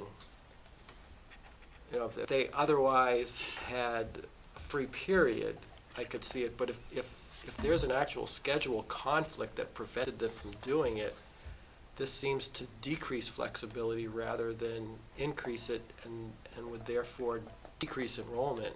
And some of these are tentative at best in some years anyway. I actually kind of picked up on that too, Tom, and that would be my concern, but it sounds like this is coming from the department, and so they talk to their students, and they must know what their students want, I guess. But I would definitely bring that back to them, because I would think that you'd have more opportunity to go into, I mean, actually, I think the biggest issues more like in the acting 2 or improv 2 where you don't have the 1. So like you want to take acting and you can't take it second semester because is acting 1 offered both semesters, or are we doing acting 1 first semester and acting 2 second semester? Correct. So it would almost seem like that might be the problem they're trying to solve, but it doesn't solve it by offering it as a full year. What solves it is just offering acting 1 as half a year and acting 1 as half a year, you know, like, Or yeah, or it's tricky. figuring out where the inherent conflicts are, because Yeah. if it's a half course Yeah. conflict, I'm not sure that that's the majority of them, but anyway, I guess. Yeah, but that's like for you guys to figure out, but it does concern me that that this will actually do the opposite to the enrollment, but, And if it does, then you're gonna be getting pressure, why are we running it if we can't get a fill? yeah. Yeah, I think part of it is that if a student's committing to acting 1, they're like, oh, I'm gonna try that. But then they're not taking acting 2. But Right. if they're committing to acting, Right. they are committing to acting for the year. Right. So, So okay. I definitely see where that presents its own challenges with it. I think that's some of the thought behind it. If a student is in a full year course like that, and do they have the option of dropping it for a second semester and getting any credit for what they've done? I don't think so. No. No, And it would show up on their transcript as a withdrawal as well. yeah. So that's a good point, but, Yeah, okay, that's it. so, but there's no thank you. courses being removed at this point. Correct. I thought there was And a- you guys there have was the one that decided was to, being what? dropped. You didn't drop any classes, and you decided to move forward with personal finance as a standalone course. Yeah. I know that was part of the, we had a conversation in policy Yeah. that was cited. Dot but- threatened me if I didn't, it was going to be trouble. So wanna just teach wanted it. to- I think we could have made a really cool course combining with economics, but I also think it's a really great opportunity to create a standalone that can be super meaningful with a curriculum focused on preparing kids for that financial blank once they leave high school. So we've got some time to do that. Create a cool name. A lot of schools are using like a Money Matters or a Finance 101 or Adulting 101. They're using some cool titles with that. So Okay. Is there any And I option vote to against Adulting create, 101. Yeah, me too. to create a standalone class, not instead of, but in addition to the embedded of the, what is it, rhetoric? logic and rhetoric. Yeah, because that as a subject matter, think that some students find it really, really interesting, and there's a lot that can be there. It might even be a follow-on or an honors or something, but I think once if we do a good job at introducing the topic, I think we can definitely explore that once you Yeah. give me your commitment to funding one more FTE. well, So we talk a lot, and we usually try to have a conversation in June, July, August, or in this time period to talk about what kinds of things we're hearing. Like the personal finance course is something that is brought up regularly on social media by folks in the community. I mean, this isn't just from the state. It's like people have been talking about this a lot, something they want. We've talked in this body many times about having a not AP, just a general statistics class, whether it could even be taught from a social science perspective. It doesn't have to be taught from a math perspective. I mean, as a person who is a social science studier, that's where I learned all that stuff. So, so there's obviously lots of opportunity to have lots of classes. Unfortunately, the more classes you have, the smaller your class sizes get, and the more Well, people you need to teach them. So, Well, I'm seeing it more as, and I understand what you're saying, Jake, about another FTE, but I'm just wondering if it might be an instead of rather than an addition to, depending on where the interests lie. Just looking at where I see interests going in terms of, especially, I hate to introduce the topic, but in the context of AI, if you look at what skills are going to really be valued, that's the critical thinking stuff and the ability to express. yeah, I've been saying that for the past 10 years. Yep, you have. I've been saying people need to know how to talk to each other and communicate with each other and be social. And now that they you don't know, have cell phones, yeah, They have the time. Yeah, they do. Okay, so you've got some feedback from us, I think. We will vote on this next month. I hope the board will take time to read the changes and ask any more questions. So, does anybody have anything else? And there's no need to stay if you're done, once you're done. Okay. Can yes. people, if they have questions over the month, email us so that we Sure. can have answers for Sure. you at that meeting? Because Sure. it'll be important to get a vote. Yep, we will definitely, we're going to take a vote next month, and I don't think you're going to have an issue with that. I mean, I get the sense that people understand where this is coming from. But yes, if you have any questions, it would be great if you sent an email to Dot or Jacob or Yolanda Flamino ahead of time so that they could have answers for you, or make changes. That'd be great. All right, NESDEC enrollment projection report. So this was really just informational that it came out, it's here, here's our NASDAQ report. I don't think we have any huge, I mean, obviously we look at the next 5 years and don't pay too much attention to the 10-year projection, but we have a tiny little incline, but nothing too huge to worry too much about. That's it. Goes on. Any questions on this? Were the elementary ones consistent with previous years in terms of the potential? Yeah, Brookline seems to be leveling off. Hollis does not. So, we are continuing to watch Hollis, certainly. But it's the same information that feeds into here. I think we see a little bit of a relief as some families choose private school for high school. But Are we seeing more families choosing private school now that there's a voucher program? I wouldn't say more. I would say similar number of families that choose private school. We have a small increase in the number of homeschoolers from primarily from Brookline. Has there been any change to the availability of charter schools in our area? No. Okay. Okay. What type of enrollment is driving maybe discussions that could turn into expansion in middle school? Do we see any of that right now? So, I sat down with the town planner in Brookline. They have a very specific capital improvement plan that we have to submit annually. It looks like Hollis will be doing the same, but I sat down with her and then we looked at all the developments, et cetera. And so she wanted to, what's the capacity? So that's a really tough question. Yeah. It's not a one-word answer, because the question becomes to maintain our current existence as the middle school model. Is that what we're looking for? Are we looking for how many students can we educate in this physical building? Because those are two different questions. To maintain the middle school model with 4 cores, then you're looking at every 100 students you have to add a team. So that means 4 more teachers and 4 more classrooms, essentially. You could double up here and there, but not necessarily. So our roughly 200 students per grade level, we'd have to have a significant increase before we would require that bump. I see. So we have a little bit more, I guess, more wiggle room. And if that bump were to happen, would this physical space support that? No, and we already talked about in years past that our science labs in this building are not the appropriate size for a science lab.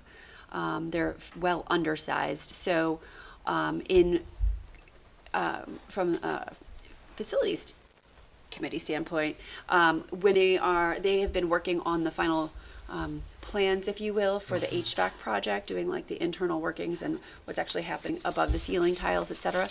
And the first area that they're going to be working on is in the north wing, which is all the science labs. And so they want to know, are we doing anything with that? And I said, well, that's the $1 million question. Yeah.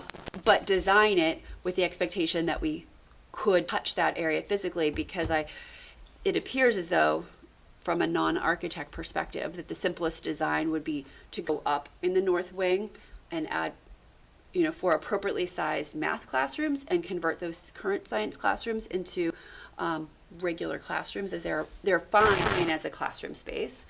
They're just not appropriate Add for science lab space. classrooms up. Go You up. said math accidentally, but you meant science. Go up and put science up. Okay. And then to convert those classrooms. So that would accommodate a team. I see. So that would be the first most logical place of some sort of expansion in this. I think you could business. go up anywhere in this building.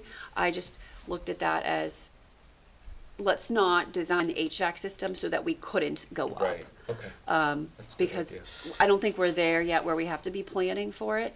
We're gonna keep looking at it and thinking about it, but I don't think we have to, we don't have classrooms in the hallway like Hollis Primary does. Yeah. So I don't think that the level of urgency is there. We're gonna keep an eye on it, and that, in designing everything just seemed like it could be a logical spot, but, Yeah, I'm not gonna. but nothing on the immediate horizon. Correct. Okay. All right, thank you for that. Okay. Did I skip? How did I do that? I skipped. I'm sorry. I went to number 5. Okay, so I need the revenue and expense report. I'm sorry. I'm having a rough day today. This is not my day. I'm so sorry, Linda. You should you just throw the I and know also it'll come. rotate the It's candy. okay. Somebody needs to It's all rotate. right. Chrissy used to make sure the candy get rotated. I can't do everything. Someone else has to. Tom, you're in charge of making sure the candy moves around. You're a pain at times, so you have to have a job. Poor Tom. He's okay. He'll be okay. Thank you, Linda. I'm right. so sorry. I don't know No, why I thought did it was that. intentional, and No, it I'm- wasn't. It I'm was fine. just Holly. Like I said, I'm not going anywhere. completely losing track in space. Okay, so All right, revenue so and expense. here we go. explanation. 4 months into our fiscal year, the budget's looking good. We're currently projecting a savings of $868,000 in expenses out of the $32 million budget. A few drivers of this are, just like we were talking about last year, all year, hiring savings and vacancies result in savings in salaries and corresponding employer-paid benefits like taxes and retirement. We're also seeing savings in special education outside services for services that we're able to provide in-house. We're not planning to use the $125,000 contingency fund, and we're saving about $65,000 in vocational school transportation by using our own vans. In addition to the expense savings, we have $22,432 in extra revenue from tuition payments from non-resident students. Currently, Co-op is receiving tuition from 3 non-resident students. And with the combined expense savings and extra revenue, we are projecting an unreserved fund balance of $887,578. This allows us to set aside the estimated funds for FY27 for the maintenance trust, retained fund balance, and contingency funds, giving us bottom line projected fund balance $86,135. Thank you. That's all I have. Are there any questions for Linda? So if we're saving because of vocational transportation this year, are we not budgeting as much for that next year? I'd have to look at the number. I don't know, but I could check on that. Because, we bought the vans to make Correct. that saving, so if we're using them, then we don't need to budget for, right? I don't know, I'm not really good at that whole thing, but, okay, thank you. Any other questions? I believe also we are no longer transporting to Milford because last year we allowed students to be completers. But Right. We have moved no it- Milford students this so- year, so just this- Nashua and Hudson. Right, so Yes. we're not splitting travel in so many directions. Okay. Okay, so moving on, number 3 on the agenda, new items on the co-op. So this is round 1, Round 1. round 1. All right. Put your seatbelt on. And Linda, you are welcome to stay, welcome to go. Thank you. Okay. And Jake, I would love for you to stay through policy if you don't mind. 'cause Yeah, we've no, got the I cell phone planned on stuff. it. Okay. Yep. Okay, so starting in academics, so round 1 and round 2 are sort of combined this year. I participated in round 1 as the assistant superintendent typically does, as we started in June. And then in July, I conferred with myself as a superintendent and moved some items forward. So while it says round 1, we've really had multiple conversations about this. It just looks a little different based on all the shifts this year. But at the middle school, the library media specialist would like to have an author visit and meet with students for $5,000. For world language, we're looking for some noise canceling headphones with microphones. So that's both for the hearing and listening components. In years past, we were able to use cell phones for this activity, and it looks as though we're not doing that anymore. Did World, the state give us some money for headphones since We since are they said waiting for no, that. No cell phones? Okay. Oh, really? Oh, and then the Rotary Literature Rec. So we're looking for some books for world language in the target language, in 5 cents of classic novels for the world language as well. So those are totaling $424. We need an additional charging station for Chromebooks for $231.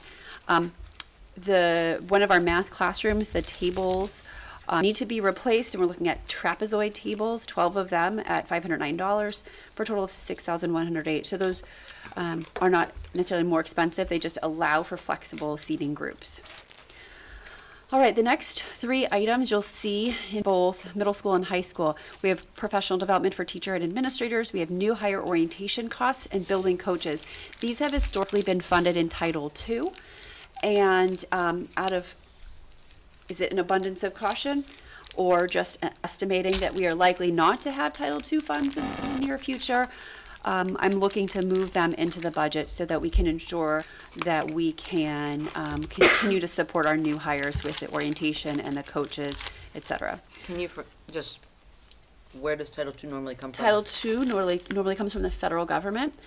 This year was quite delayed in its arrival, and we're unsure that it will be continued next year. So, moving on to the high school, we have our pre-calculus textbooks. Unsure of if it's honors pre-calc or pre-calculus, but we're looking at $15,000 for those. It would be one or the other, not both. Advisory is looking for some money for expendable supplies per advisory. They've done some great activities like door decorations and painting pumpkins at Hall's Primary, et cetera, and obviously that all requires some funding.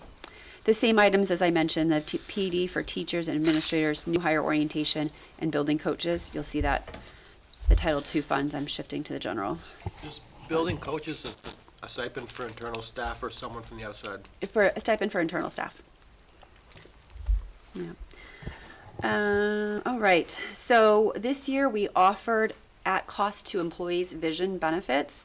It has been brought up in various negotiations, and at one point we needed a minimum number of participants, but then we found a program that seemed beneficial, and so we offered it as full cost to the employee. However, strangely enough, if the district contributes 50%, then the total cost is lower for everybody. So it's strange. So we're looking to potentially fund 50% of those who have subscribed this year. The next position is critical. It's the district database manager. It would be a split position between the co-op, Hollis, and Brookline, and this is due to the shift in reporting requirements that the state is requiring. Every year there are additional reporting requirements. For the past 2 years, we've funded a stipend to kind of push this off to other individuals. Years ago, we had a database manager, and when we created the director of technology position, the director of technology position never let go of her database manager duties either. So she was doing it all, and over time it becomes just unmanageable. Right now, the way the state is operating, we used to be able to have more support from our senior administrative assistants, but the state is now requiring district level data that they can't provide because they're at the building level. So it really needs to be a district level person to move this information over to the state. And this is, I have a full on job description that we can review. I will say that this year, your superintendent was going student by student, reviewing all the information that was sent up to the state to ensure accuracy, as it's critically important to make sure that when we are submitting graduation rates, that it's accurate, and that when we're submitting information of who didn't graduate, that's accurate, and whether or not our students are college and career ready.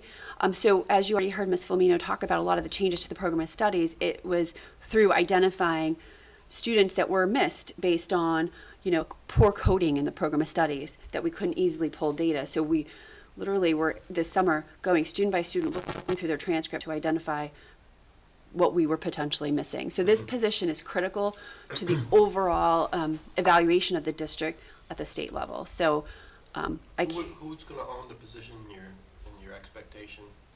my expectation is it's owned by the Assistant Superintendent of Curriculum and Instruction. So it'll be an SAU position that gets paid by the districts? Yes. So this. But probably housed at the high school because the vast majority of the data I'm is just high school wondering, data. Will it be captured in the district budgets or in the SAU budget that then becomes a district assessment? So these positions are typically captured in the individual budgets. So our network, I thought we typically had one district hire them and then sometimes we do that. rented it out. And then we rent them out. But our assistant director of facilities is kind of housed at the SAU, but split funded. I'm just Yeah. curious. It's not a complaint or concern. It's So that 50,000 is our portion to Yep. to Is that fund half of the it? role. So it's so right now I have 50,000 in co-op, 25 and 25, and that would be That's what I a figured. full package. Yeah. And then you'll see in round two, I just sort of, it occurred to me today that because we've already been funding a $10,000 stipend, this will actually become 40,000 out of the co-op because the $10,000 stipend has been in the co-op budget. So this will reduce to 40. You'll see some additional changes in round two that I'd like to propose to help support this in the co-op budget because I just don't see any way that we can move forward in a sustainable way. I just, I hesitate to suggest that we put another head count in the SAU. Yeah. Well, and I would say that it's not really SAU data. It is. No, I'm talking about who they're No, paying. I understand, but I'm not trying to. I guess I'm not trying to play a game. I mean, it really is student data. I would envision this person housed at the high school because it's asking those questions directly with counselors, with the administrators, talking about courses. It's all Power School So, related, but yeah. I guess my Yeah. point is, it sounds like it should be an co-op co-op. employee who gets rented out from what you're describing. And when we had a database manager years ago, that's how it was. It was a co-op employee that was. But would that be considered a full FTE or like half FTE? Yeah, and then we'd have a revenue source. Yeah. But, so when you did the presentation, we'd probably present it as it, but when you budget it, you'd budget it as a full, and then you'd have an offsetting revenue for half of the cost of that. So some of our case managers, special ed administrators are budgeted fully as 1.0 FTEs, but IDEA grant funds create a revenue source to support their salary. So they're offset. still in our budget, Yeah. but in terms of burden on So the they- taxpayer. They still show up as an FTE, but the cost to fund the FTE is funded by a couple of different ways. Yeah, there's an offset. Yeah. It's going to be important to make sure that's very clear, especially in March. Yeah. All right, moving on. Some new computer equipment. All right, there's a smart board with stand request for PE in the middle school. You'll see some changes in round two. For the high school, we have 20 laptops needed for digital photography because students cannot use their cell phones. We have Or could we go back to cameras? yes, but if we use the camera, then you need to download it on. Or you need a dark room? You need to go back to like the old days. Yeah, where get you some like- chemicals. Well, yeah, where you actually have camera. Then your film budget would be through the roof. That's what it used to be. It wasn't. It was, we had a It dark was room. that. We had a dark room, but Yeah. then we ran out of space, and now it's yeah. I gotcha. Never mind. I'm just saying, there's a way to take picture that you don't need a phone or a laptop, and you can actually develop. But the laptop also supports the use of like Adobe. Carbon I paper. gotcha. Yeah. I know. It's fine. It's good. Database manager My daughter laptop. said So if we're going to hire someone, they need a computer to use.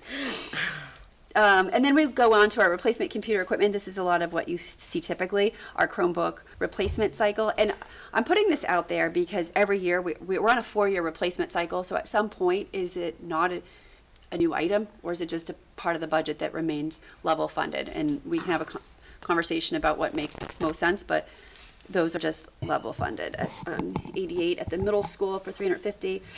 Chrome laptops are higher end Chromebooks that we've been using for our teachers instead of laptops for a variety of reasons, safety, security, but also battery life, and they have touchscreens, so it's overall a better product. There are some generic Windows laptops that we still need to replace, and those would be more for our machines that operate some of our like HVAC equipment, some of our main office folks, etc. And then we have some interactive flat panels, 3 more for the middle school at $3,900 each. Moving on to the high school, we have 185 Chromebooks for replacement. That's, like I said, our Chromebook replacement cycle. We have our Chrome laptops, 10 at $900 for our teachers. 13 generic Windows laptops for replacement. Once again, that's for certain positions that require the actual laptop as opposed to a Chrome laptop. So 2 of our engineering laptops need to be replaced. Those are $1,700 each. Our interactive flat panels, we are looking for 10 at the high school. And then we've hit that time when our access points, and then apparently you also have to mount them. So access points and mounting will need to be replaced. We have reached December. We're at end of life for our access points, and so they no longer can be updated. And so we are looking to replace those. Moving on to some safety and energy items. We have emergency lighting replacement. So that would be like the lights in the exit signs, those types of lights that stay on in an emergency. Access control, so that's our fob system. That needs to be upgraded. Our high school's already upgraded, so it's the middle school's turn. Radios, phase 3, 35 at $360. That's like walkie-talkies. Security cameras, a couple of updates there at here at the middle school. Our jockey pump replacement, that is for our that is for our I believe it's for our fire pump. I think that's what Lance said. Yeah, our fire pump. He told me again today. I just keep thinking of a jockey on a horse. Anyway, the emergency lighting replacement here at the high school as well. We're looking to add a couple of fob locks on our weight room doors so that we can increase our security there. There's a request for some air source heat pumps in the weight room because that's probably one of the reasons why the doors are propped. It does get really hot in there. What's the ASHP? Air source heat pumps. Oh, okay. We don't have any in here. Those basically mini splits? Yes, yeah. And then some security cameras for the mini gym and weight room. Phase 3 of radios at the high school, 42 of them. And then an additional egress in the track area. So we're looking for an additional emergency egress. We've looked at a few different options.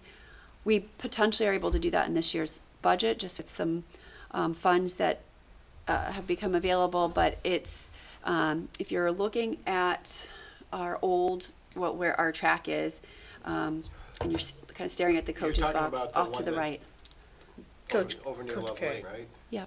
Yep. Yeah. So this would be kind of just doing some clearing, and then it's our least amount of ground disturbing that we'd have to do to do what we're looking. Would that go out to Love Lane? Yes.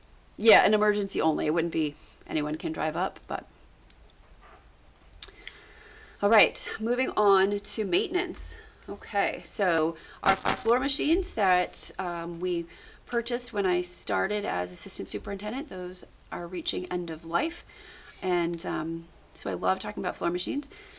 7,500 a piece. Each of our buildings needs one. Our gym backboard and lift is non-serviceable and non-functional anymore. So we need to replace those here at the middle school. Looking for some flooring for 4 classrooms.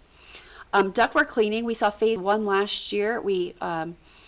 We encumbered those funds. We have not done the work yet. We're looking to fund phase 2 and 3. So this summer, when they are in the ceilings doing all of the duct work for the HVAC, that they clean them while they're there, and that reduces the overall cost of the project. There's a request to pave the road behind the middle school. It's in desperate need of paving.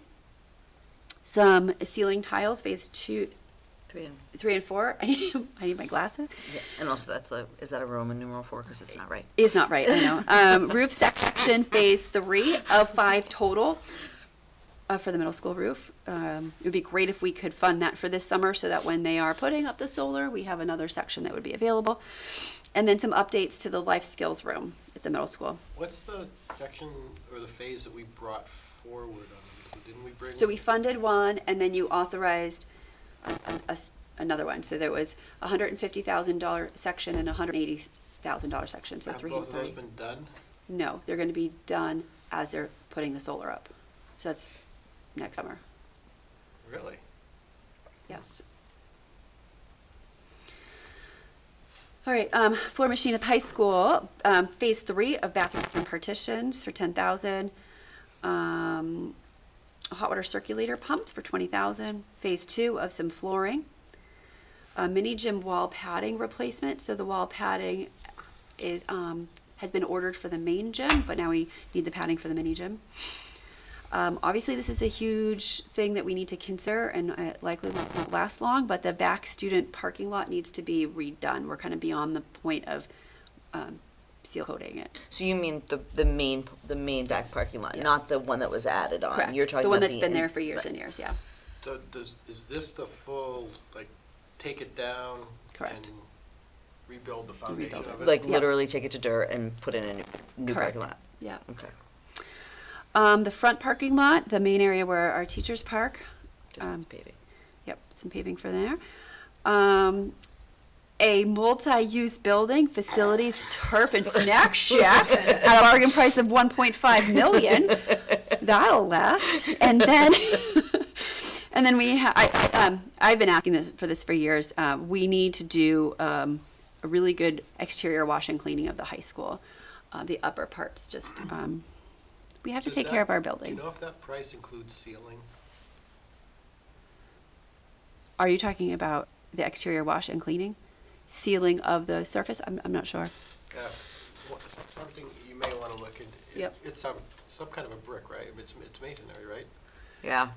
I thought the top part was more stucco because in the years of the lacrosse ball hitting, parts Just were ask the question, falling 'cause while off. they're up there, it increases the longevity because what it does is it makes it more water repellent. Yeah. Okay. And you're less likely to get the water in there and freezing and cracking it. If Okay. the material is material that can be sealed, it Okay. would be smart to seal it, but it may not be. It depends on what it is, Yeah. yeah.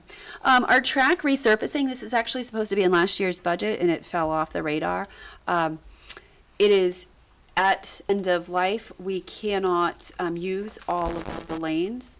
They have been deemed unusable, which means we can't host track meets right now. I mean, we could practice in 4 of the 6, but that's There's $130,000. The field inside it is also in really, really bad shape. And that's the next one slated for resting and repair.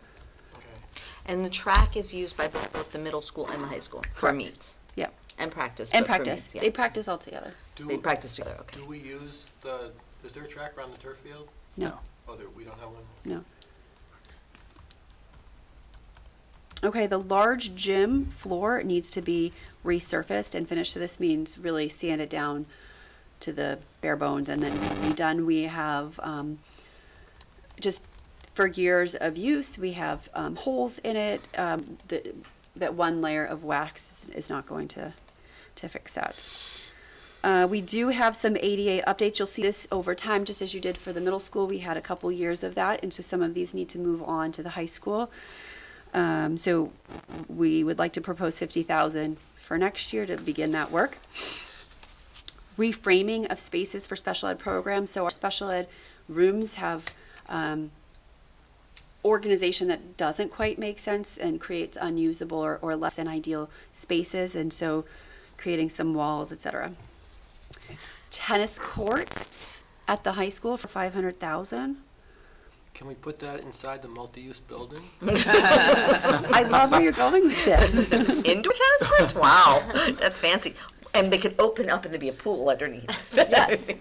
Yes, as long as we have a With a snack snack shack. You can do it like they did it at my college, and then you can put a practice field on the roof. Absolutely. Or some colleges have tennis courts on the roof. I think Darlene's We have- enjoying we have everything you're put a adding full- to the budget. Full football field on the roof. Yeah. A snow plow for our truck for the, when for plowing snow that maybe isn't plowed in time. Some ductwork cleaning at the high school, which is needed. Okay, so our auditorium is in need of some upgrades. We have lighting upgrades for 180,000. We have fixture replacements for 200,000, and we have house lights for 25,000. So How a couple of does that dollars there. relate to any of the LED work that is, oh, that's just middle school, right? That's all middle school. So a lot of, we did the gym, I believe, with LEDs, when we did the high school Oh, dehumidification. auditorium, that's the seated area. Okay. Yeah. You don't need lights in it. Right, we just turn them off. So, hand dryers, phase 3 for the bathrooms at 5,000. Ceiling tiles, phase 3 for 3,000. Outdoor storage shed PE for 6,000. We could save on that if we create a little space in our Taj Mahal Multi-use. multi-use building. And then elevator phase 3. So you've seen this the past couple years. We're looking at for 68,000. The lead time on the elevator work is about 50 weeks. So we have actually begun the request to get us in line now so that we absolutely will be ready to go with a functioning elevator when we need to. How many phases are there? There were originally 4 phases, but our recent quote is 200,000. So in the past 2 years, we have 133,000. And we had some shifts in some of our special ed costs due to significant move-ins, move-outs. So I believe we can find the 200,000 less 133,000 in this year's budget, so that we can move forward with that right now. I don't want to risk not being able So to we're have. holding that, the phase 1 and phase 2 Those were in money. the maintenance trust. So those are earmarked for the elevator already. But potentially you'll see this removed here as, so it might need to stay. It is a 50-week lead time, so that would be in next year's budget. But it would be great to just shift around some money and know that that's good to When go. did we collect phase 2? When do we collect it? When did we collect it? So July 1, because it was maintenance trust. Okay. I'm just, So phase, I'm just wondering why this is categorized as a new item, because it's sort of an ongoing item. it's been an ongoing item. So in round 1, they're usually just in maintenance. And then as we go to round 2, some of them kind of shift to the maintenance trust as we identify better sources of funding some of these. So Is anybody else? Are you done?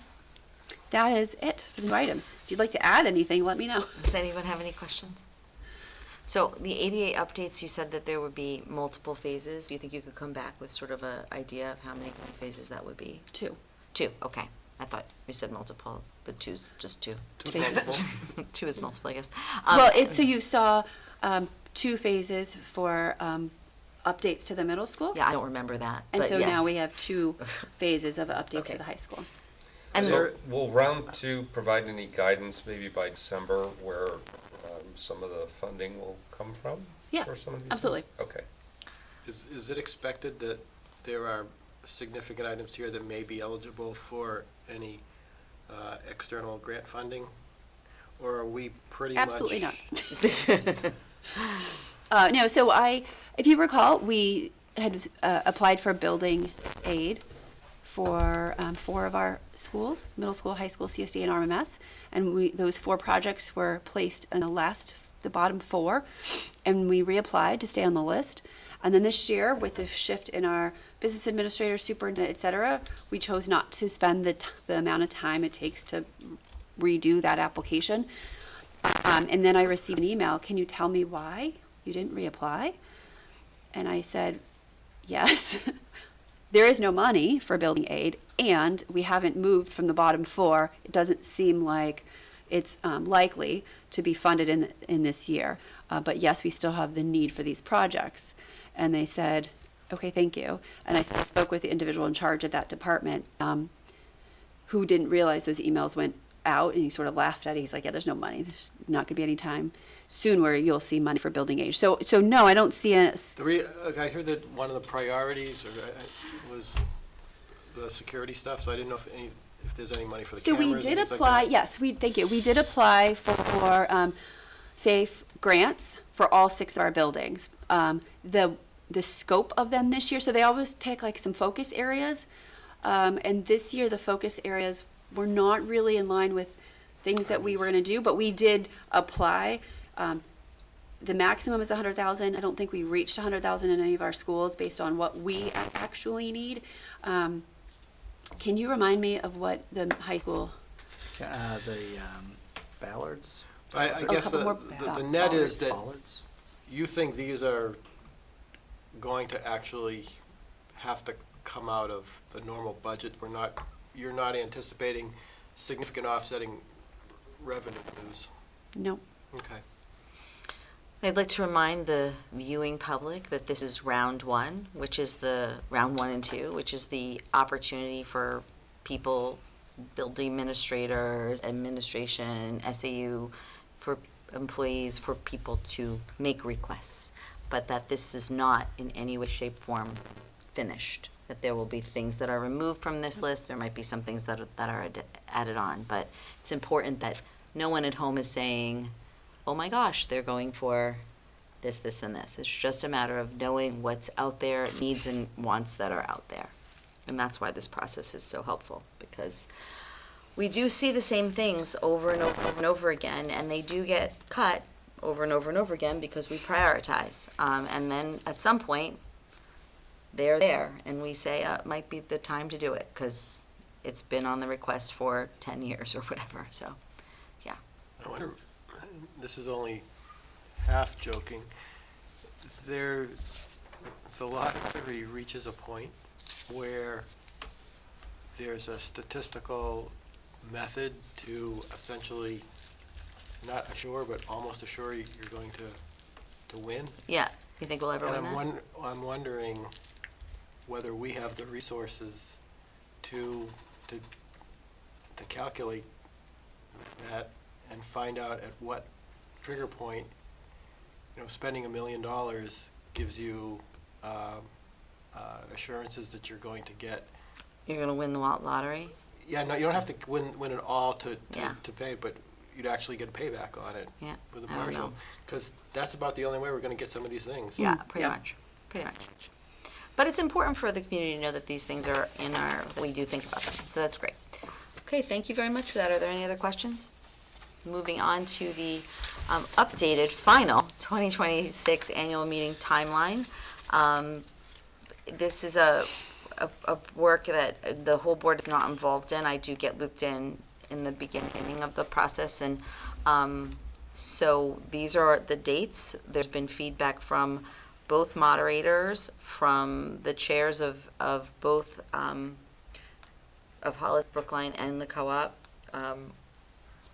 Have been looped in on all of this. The administration, who else? It seems like everybody, but not everybody. Budget committee, finance Budget committee and finance committee and Hollis budget committee and co-op budget committee. So those people were all in on this, and there were some changes made, but this is where we are. If you'll note, the meetings for so Hollis School District and the co-op school district are still traditional town meeting format, and we are meeting on The 19th of March. the 19th of March, with our snow date being the 20th, but the Hollis School District is meeting on the 17th of March. So both meetings are the same week, and for those of us who live in Hollis, the town meeting, I believe, is the Saturday before. So there will be a lot, it really will be March Madness. Yeah. A time for civic engagement. Yes. But it holds true to Hollis having the annual meeting prior to co-op, because they like to flip-flop years. It's great that the high school gym just will be unavailable for 4 days, and maybe we just do one setup and one breakdown, because Hollis requested to use the high school instead of the middle school for the annual meeting this year. So we'll make that happen. This doesn't conflict with our athletics, which is nice. If you recall last year, due to the co-op annual meeting, the basketball team had to find an alternate location, even though they earned a home game for their playoffs. Hollis did it at the upper elementary. Hollis has done it during COVID. They did it at the high school, but has done it at the middle school. But last year they just couldn't fit any more folks in, and so the request was. Well, I heard many requests from the community to use a larger facility, so that would be our high school. And then that puts our public hearing at February 19th with a snow date of the 20th. Okay. So this will be publicly posted. Are there any questions on that? Great, keep moving forward. We already did, look at that. We already did enrollment projection. So facilities committee update, are there any updates? So the only updates is that they're planning the design for HVAC work for the summer, and they'll do that at the same time as the solar work. Everyone came out to plan exactly like the electrical panels. The panels themselves have been ordered, and they will, when they arrive, they will be stored on property, and they are going to be located, I believe, in the location in between the softball field and the turf field, because it's easy access to and from for when they are putting them up, and there's We have to get storage containers for that? yes. Okay, because they'll be Yeah. secure, right? Yep, that's where they're going to be located, I think. And is there a projected delivery date currently? Any minute now. Okay, so we're not at risk of blowing through the deadline because of any supply chain issues? So we've met our requirement in terms of we have done our electrical plans, we've spent the money, all of that is good. I've conferred with the auditor to ensure that he's in agreement that we've met the requirements of safe harboring. For We've both spent- buildings? For both buildings, we spent far more than the 5%. So the only question at the end of the day is if there's an after-the-fact determination that materials purchased from a country of concern is like backdated, then they backdate it. But based on all the information, we have met our requirements, and we should still be eligible for the rebates. Great. And we'll be meeting in the first week of December as just an update for Facilities Committee. Okay, great, thank you. Budget committee update? I'm trying to fly through here a little bit because I'm super behind. It was kind of a strange meeting because we didn't have a quorum. And we didn't have the normal data that we have to allow for the first pass of guidance.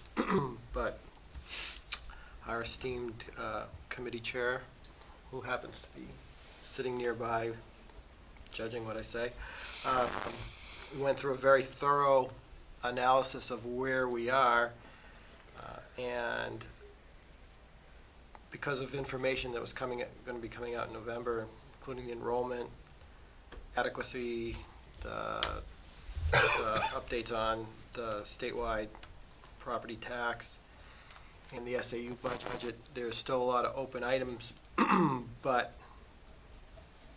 first pass, guesswork had recognized there may be a significant increase coming through requirement. Tony gave us an update on the Capital Expenditure Advisory Committee, which We're gonna get in a minute, we're gonna so. get, so I'm really interested in getting Rob's take on that. Great. All right, are you all set? Great. So the stipend committee update, we need to go a little bit, I think when we make this agenda, we need a schedule from them as to when they want to be on the agenda. I don't think this needs to be on the agenda monthly. I think we have a kind of a, I forget, it's by policy or it's in the contract. We want to make sure. So we just need to double check that because that doesn't need to be on the agenda every month. But it does need to come up a few times a year. Like I think in May. I don't know if you and want the facilities on every month now that we're meeting I don't quarterly. anymore. I think facilities should come on only after you've met. So, if that would probably be helpful. Or if there's any significant Yeah, updates yeah.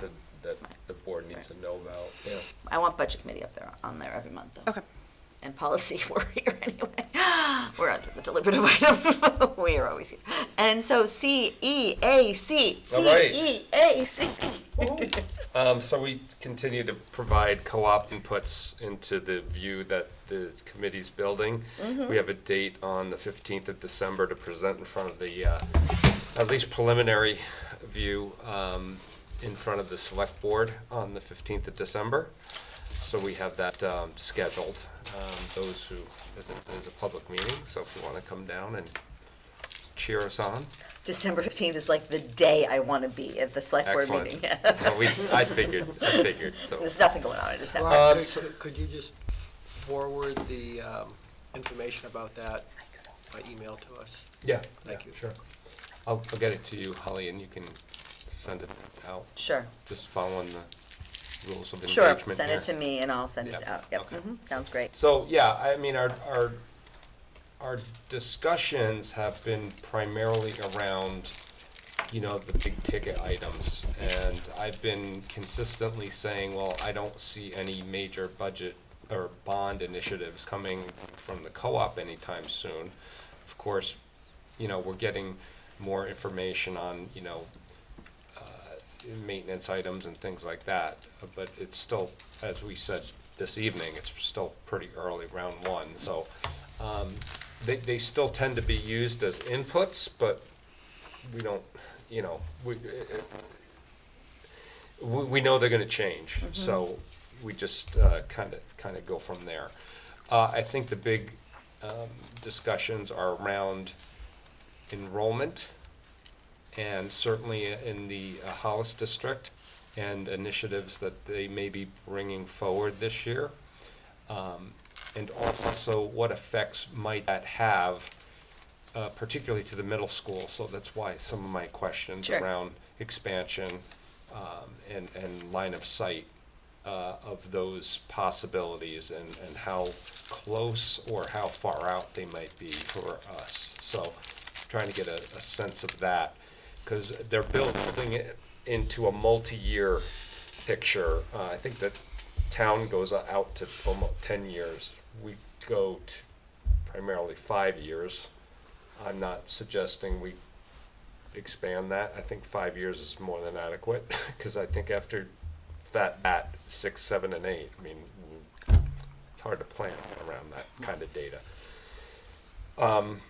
So that's kind of where we're at. As we get more detailed information, we'll move up from our preliminary view into maybe something more tighter. But the guidance I've been giving is, pretty much after December, once you get into January, we're in the belly of the beast, budget-wise. Things are truly getting locked down. So if we don't have some sort of actionable view by then, the train is kind of going out of the station by then. So particularly if any bonds or anything, and the timelines that has to meet, once you're in January, you have to follow very specifically. Right. So a lot of it is giving the committee insight about those kind of practical aspects of timelines and deadlines and when things need to be done. And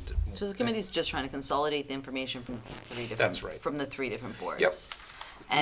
And you're just providing. From 2 boards only. Well, it's select board, the Hollis School Board, and the Hollis okay. Co-op Board. So it's 3. It's thing a to point out Hollis is committee, so they're it's, not pulling anything from Brookline. no, they aren't. and- Which and does that's- impact the vote at the co-op. It does. It does. It does. Yeah. It does. And we, a lot of it's been educating the committee in terms of how the districts are organized governmentally. and how they're, and also the SAU and how that works. A lot of people really have no clue about how that works. And honestly, Yeah. that is probably the best thing that you can do, is Yeah. just because you're not talking, people who are sitting on this committee are engaged in different boards and different, but there really is still a lack of understanding of the fact that it's, The you know, structure. the structure of how this all works and who controls what. And so we can give information, but I don't know how much we're gonna get from them, you know? Well, mean, I think whatever the view that is produced should be available to all the districts and stakeholders, just to understand what's going on around. We know what's happening here, but maybe what's happening at the town level, what's happening at the Hollis level, and possibly, you know, elsewhere, you know, in Brookline, but. Yeah, and that, but Tom's absolutely right, like, Brooklyn doesn't exist in a vacuum, just K through 6, like, you know, we're connected, and not having, you can't really put them on a committee, because it's just. Right, and really the view is the impact to Hollis taxpayers, so. Got it. But they do understand there's an apportionment formula, and there's a Brookline, Hollis split Right. at the co-op. So a lot of that's been more of an educational journey, in bringing the committee on and getting them up to speed at that. Well, thank at you that. for doing it. Any questions? All right, moving on Before to, you do, though, can I just ask for something on next month's agenda with under the budget committee discussion? I did talk to the attorney about having that strategy meeting. sure, And I got some feedback on that. so next month, you want to talk about that, okay.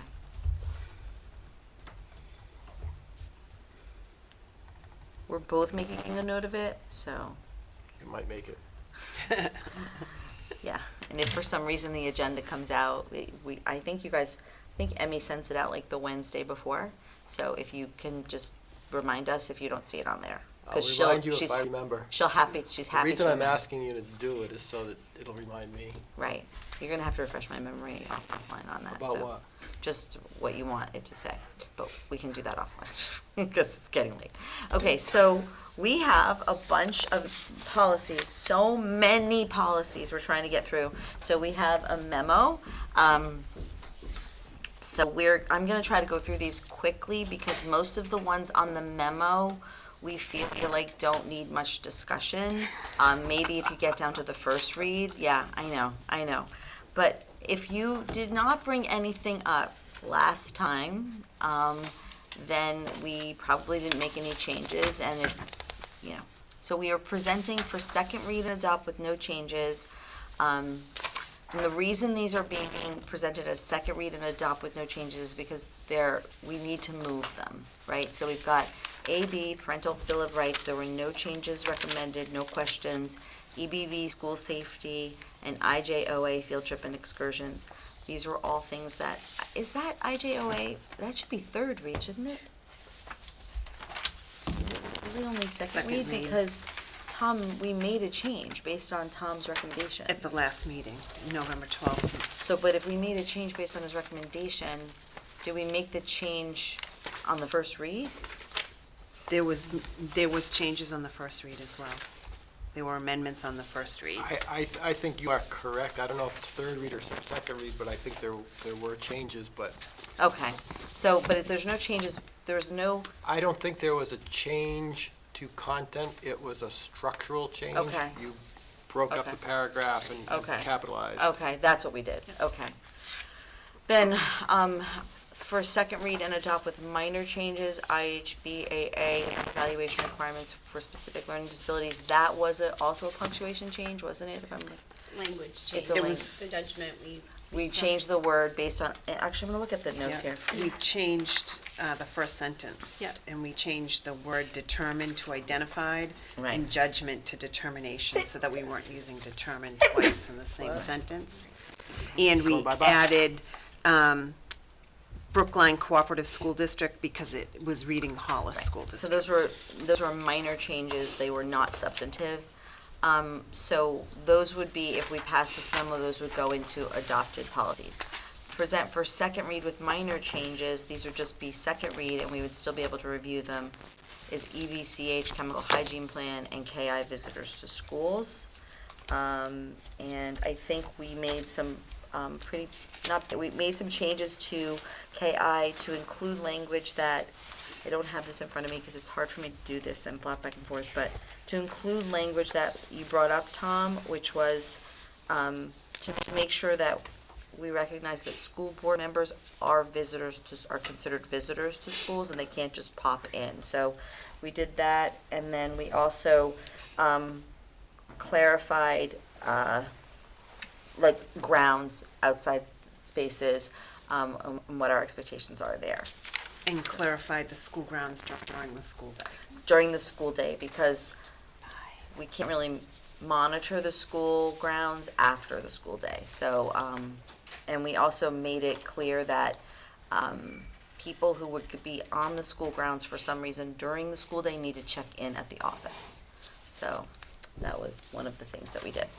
But again, those are changes, and this will go to third read. And then we're presenting for first read, and somebody else needs to summarize what we did. So I don't want to- We had one more for second read with a minor change, which was EBCH. Okay. And we just added a sentence, but it's under another heading for E, chemical hygiene template. And it's just to say that hazardous chemical safety provisions and hygiene template will be designed by the Hollis Brookline Cooperative School District and is available at the SAU central office upon request. And then we Do you have. want questions to wait until you're through Well, this? actually, if you have questions, let's just do that. Before we go into the first reads, do you have any questions on Well, the one that Dot was just talking about with the template, does that template exist? Yes. She says it does. I believe her. Where, I guess In the SAU. the way it was worded, I have to open it up, but the way it was worded, it was a little bit ambiguous about the status of it, so I was just curious. So it's all set and we were ready to use it and Yeah, everything? we have one that's designed by us, that there is a sample template that you can use. Through Gina and the principals, we've decided we want to stay with our own Okay. design template. Okay. And then we have for first read, so these are the ones I expect the most questions on. BEDG meeting minutes, I'm not sure what we changed, so I need you to help me, Doc, because I don't have them in front of me. This BEDG is a very substantial change, except it just reflects what we actually already do. On page 67 of your agenda packet, you'll see that we only had three small paragraphs in the current language. And so there is quite a lot of detail that's added in about minutes being required, what is in the content of the minutes, approval and access to them, and then who signs off on them. But it all mirrors what we are already doing currently. Yeah, on section D,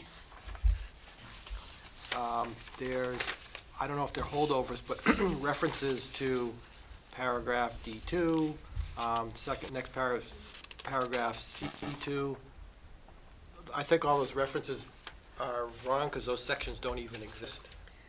No, they do. The section C is on page 65, approval and access to minutes. Well, C is right above it, right?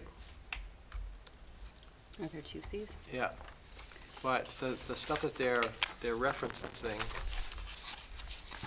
I don't think the numbers held up. We can double check. And Yep. there's the one where it says paragraph D2 below. There is no D2.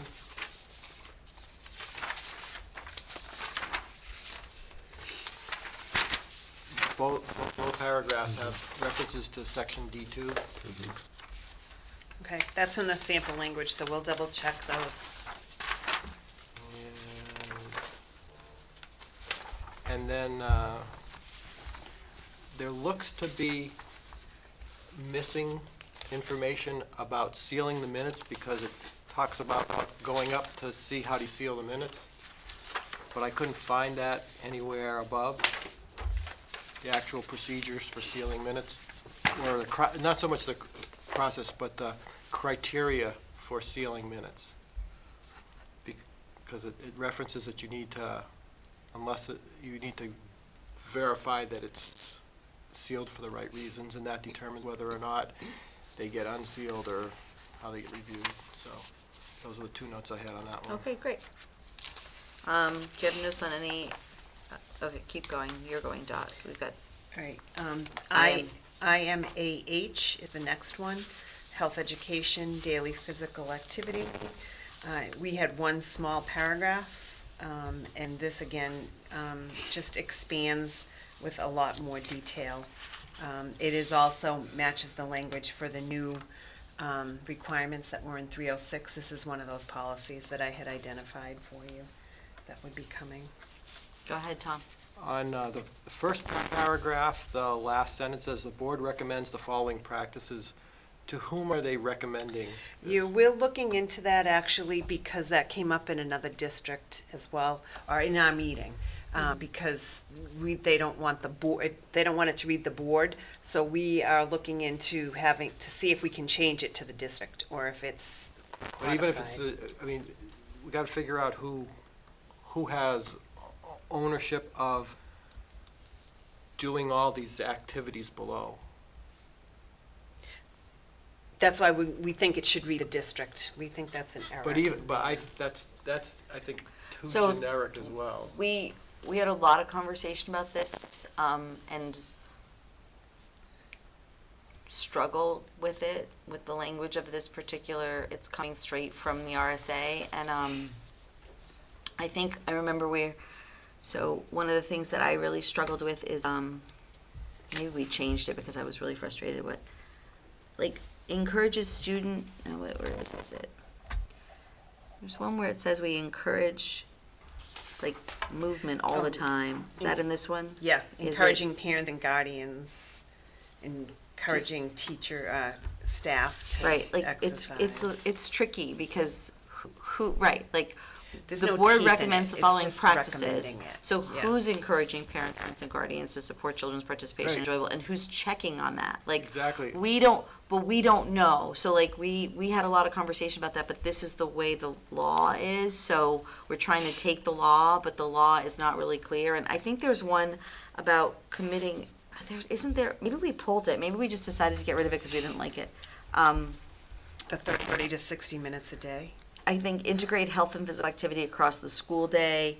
No, we had one, wasn't there one, Jacob, in curriculum? I was really struggling with it, we must have taken it out. Yeah, commit active- Which one are you talking about? I don't know, there was one in there that was like encourage and promote physical activity across all areas of curriculum, but I think we Yeah. just changed it to integrate health and physical activity across the school day, we took it out. So there was, this is kind of a work in progress, but we understand your question. Okay, And thank you. we'll try to fix it as Yep. best we can, maybe with some help from, like, free legal.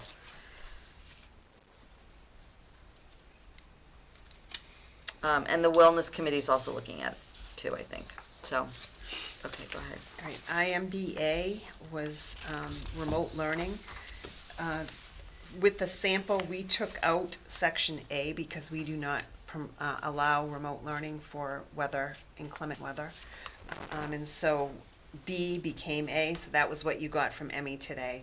I had caught that while I was doing the last read-through.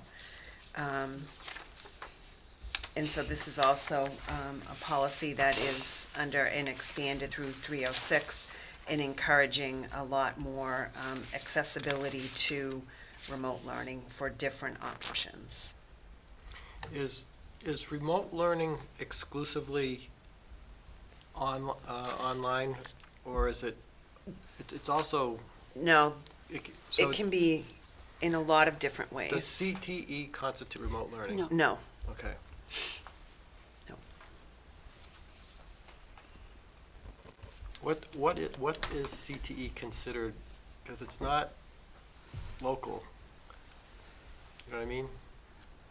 I mean, it's just career technical ed. It's Is it- considered, Is it out of district? no.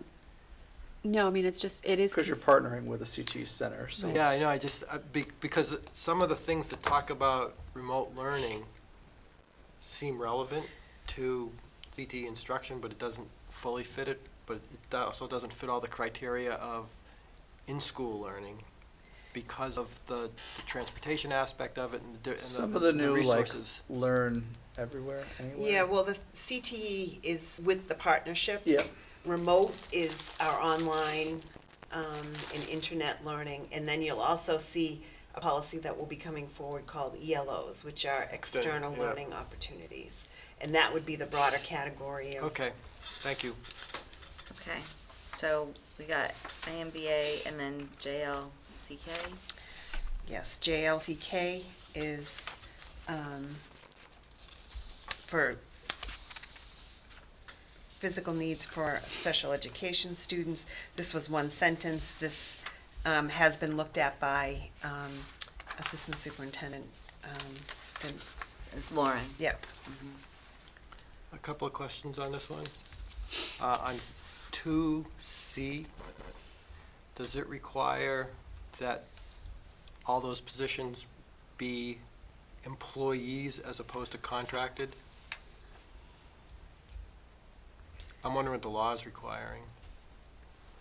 I don't know the answer to that, but I will find it for your Okay, next meeting. The opening statement,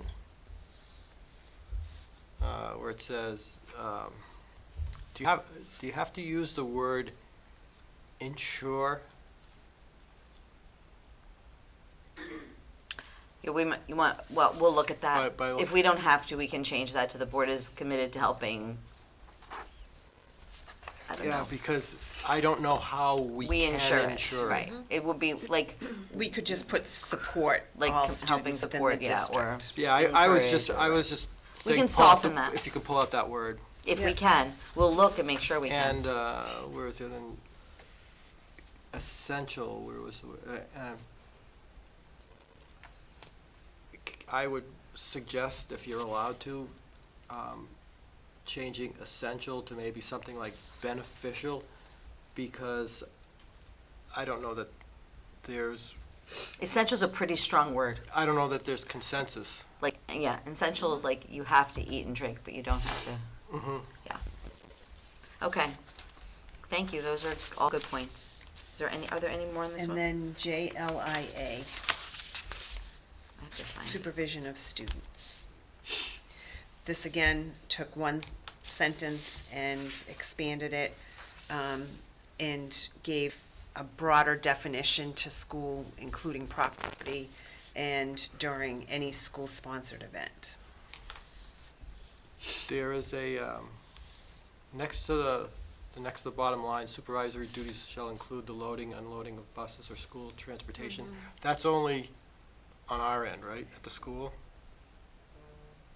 Or do we have to have a staff member on the bus who is there to supervise for the loading and unloading at the? That's a good question. No, I would imagine not. Just loading, yeah. Well, He I- means on school grounds. Like, During school events or school On school. field trips or. So it's basically during school sanctioned activities, right? Like, I know what you're saying. We can't have somebody on the bus Well, at every bus stop. This is, what I didn't know is whether we have to, in some way, be legally connected to the driver on the bus who is responsible for those things on the other end. Okay, we'll ask the question or figure it out. All right, so that's all that's on the memo, right? So, we'll take back all of those comments and, I need a motion to approve. Motion to approve the recommendations identified in the policy memo. Moved by Rob, second by Tom. All in favor? 4-0. Great, thank you very much. So we can now take a look at CJ. CJ. I just find it, I'm sorry. So, just for your information, we're gonna make sure next time in the packet that the policies are in the same order as the way that they're listed on the memo. because that would be easier. We're gonna fix that. So we're doing a lot of like, oh, where is it? So I'm trying to find it. It was sort of backwards, I think they got at. Yeah, it's fine. It's, you know, it's not, we're just gonna try to make sure we make that happen next time. I'm sorry, I'm going. It's There page were 86. no, Are we gonna do there were no JICJ next? substantive changes in this. Actually, I thought We the changed some heading, some letter.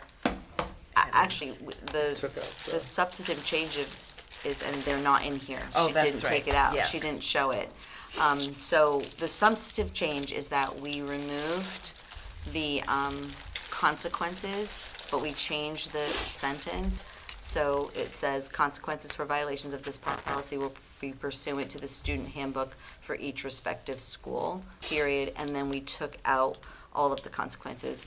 Tom, you had sent an email saying that it should go directly to the code of conduct. We have identified that our code of conduct in our handbook does not really exist as a code of conduct. It's mentioned, it's talked about, it's summarized, it's, right? I mean, but it's not, there's Defined. not really defined. And so, right? It's not referred to as a It's code. not, Yeah. it's I not think there referred was to as that. 14 references to in the student handbook, but there is no actual. Right. Code of So that is a, There's no that is code. a big like whoop, whoop, whoop, whoop, light bulb. So Patrick and Jacob are aware and they're fixing that. So instead, the consequences are laid out in the handbook. And that way, I really pushed to get them out of the policy because I felt like we will reviewing this again in April. But if there's needs to be tweaks or changes made to consequences based on the building principals, which is their job in relationship with the staff, they can make a change in the handbook and notify families and, you know, be more compliant that way than having to change the policy. So it seemed like it would be, but it's directly telling them where to find it, so. I do have a couple of, And we'd I really like to think, pass very this minor tonight. changes that I don't think will prevent it from being Passed tonight and adopted? right. Okay, because we'd really like to adopt Right, this. Right, and they're both in Part B, on the restrictions. Unless you can give me a good reason otherwise, I would like to see Chromebooks removed, just because that's I think, almost like a brand name. So you wanted to just say providing district-owned devices and cross out Yeah. Chromebooks? Okay, that's fine. That's fine with me. Is that fine with everybody else? And the other one is in the last paragraph, there's a couple of places where we refer to these devices. And I'd The like last to- paragraph of section B? Correct. So it's in the first sentence of, the first line of it. And I think there's another, I think it's twice in that. I'd just replace the word "these" with "personal," because it clarifies which Okay. devices as opposed to the. Did you catch that, Amy? Yeah, personal communication devices. I was just gonna say, I don't know if you want it to be personal communication or just personal device, just. Yeah, call them these is- personal communication devices, because that's what we referred to them the whole time. In Yep.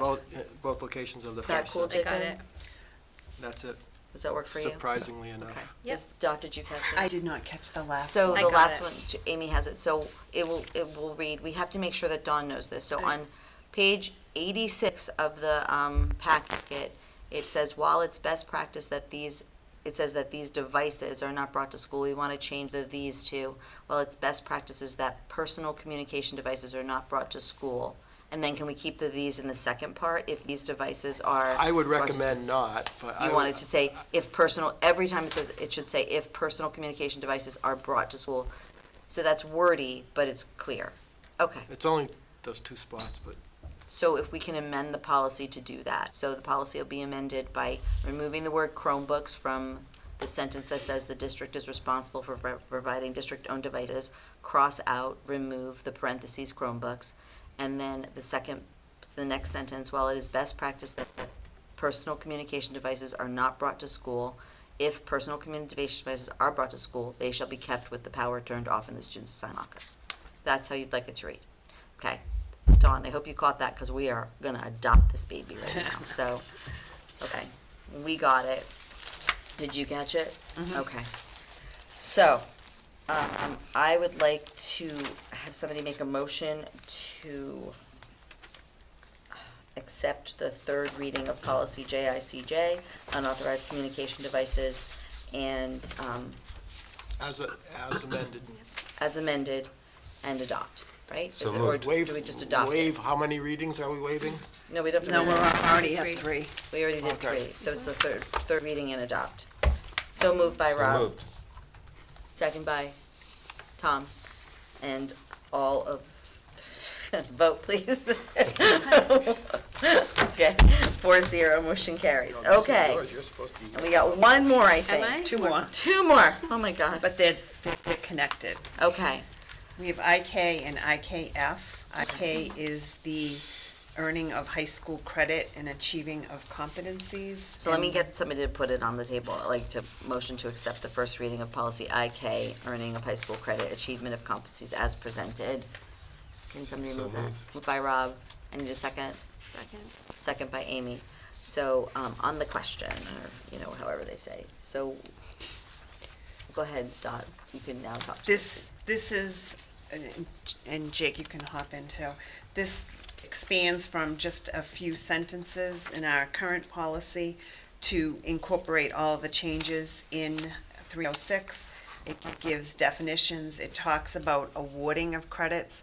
One of the biggest challenges for high school principals moving forward are going to be when students come from various districts that are all implementing this a little bit differently, and how you look at credits and transcripts and award credits for incoming students. And this kind of goes through all of that and incorporates how you give credit for the external learning opportunities and the Learn Everywhere, which is the ELOs. Yes, Tom? A6, section A6, the Oh, last, wait, hold on. A6. definition 6, the last word course should be plural, should be courses.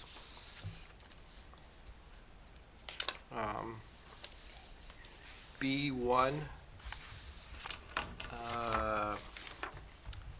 delete is shown in the first sentence. I think it's just. So it should say left. credits are earned when students demonstrate achievement of competencies for the course and are not awarded. Okay. I think yep, that's just left over from something. Yep. And B2, where is it? Replace achieving with pursuing. So credit is not awarded based solely on time spent achieving these competencies? Yeah, okay. Pursuing these competencies instead of achieving. That makes sense to me. Because we can't assume they're all going to achieve them. They're all going to pursue, well, we're hoping they're pursuing them. Okay. Is that it? Wow. Anybody else? And then, policy, so that was. So we have to move that. That's, to- on that one. no, we gotta vote on that one. Sorry. All those in favor for first read? 4-0. And then IKF is the high school graduation policy. I need a motion to accept the first reading of policy IKF, high school graduation policy as So presented. moved. Moved by Rob, second by Amy. And any questions on this one? So what is this, just kind of general, These same are the thing? charts that, So this- so we need to The check, chart's change gonna have that to 3 be to changed 4. from 3.5 to 2.5. for Is the the chart in here? Yeah, okay. So we'll change the chart And then the social studies from 3 to 4. from 3 to 4, okay. Sorry, I missed that. It's okay.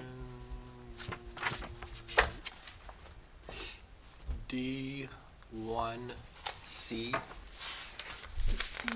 D. Well, why do we have a 1 and then? It's because these charts are on 2 pages instead of 1 page, so that will get corrected when we Okay. fix that. But the second line of that sentence, I think the comma after credit should be deleted. Are you talking about 1C? C, the student has spent the majority of the high school program in either non-credit granting courses. Yeah, so it should be non-credit granting courses. I don't know if it should be a dash or just a space. I think they were confused because non-dash credit. They didn't want to do dash dash. I understand that, but No, I know. Putting putting the commas actually screws it up. 100%. When you pointed out the comma, I was just thinking, how do you do 2 dashes? Oh, I do it all the time.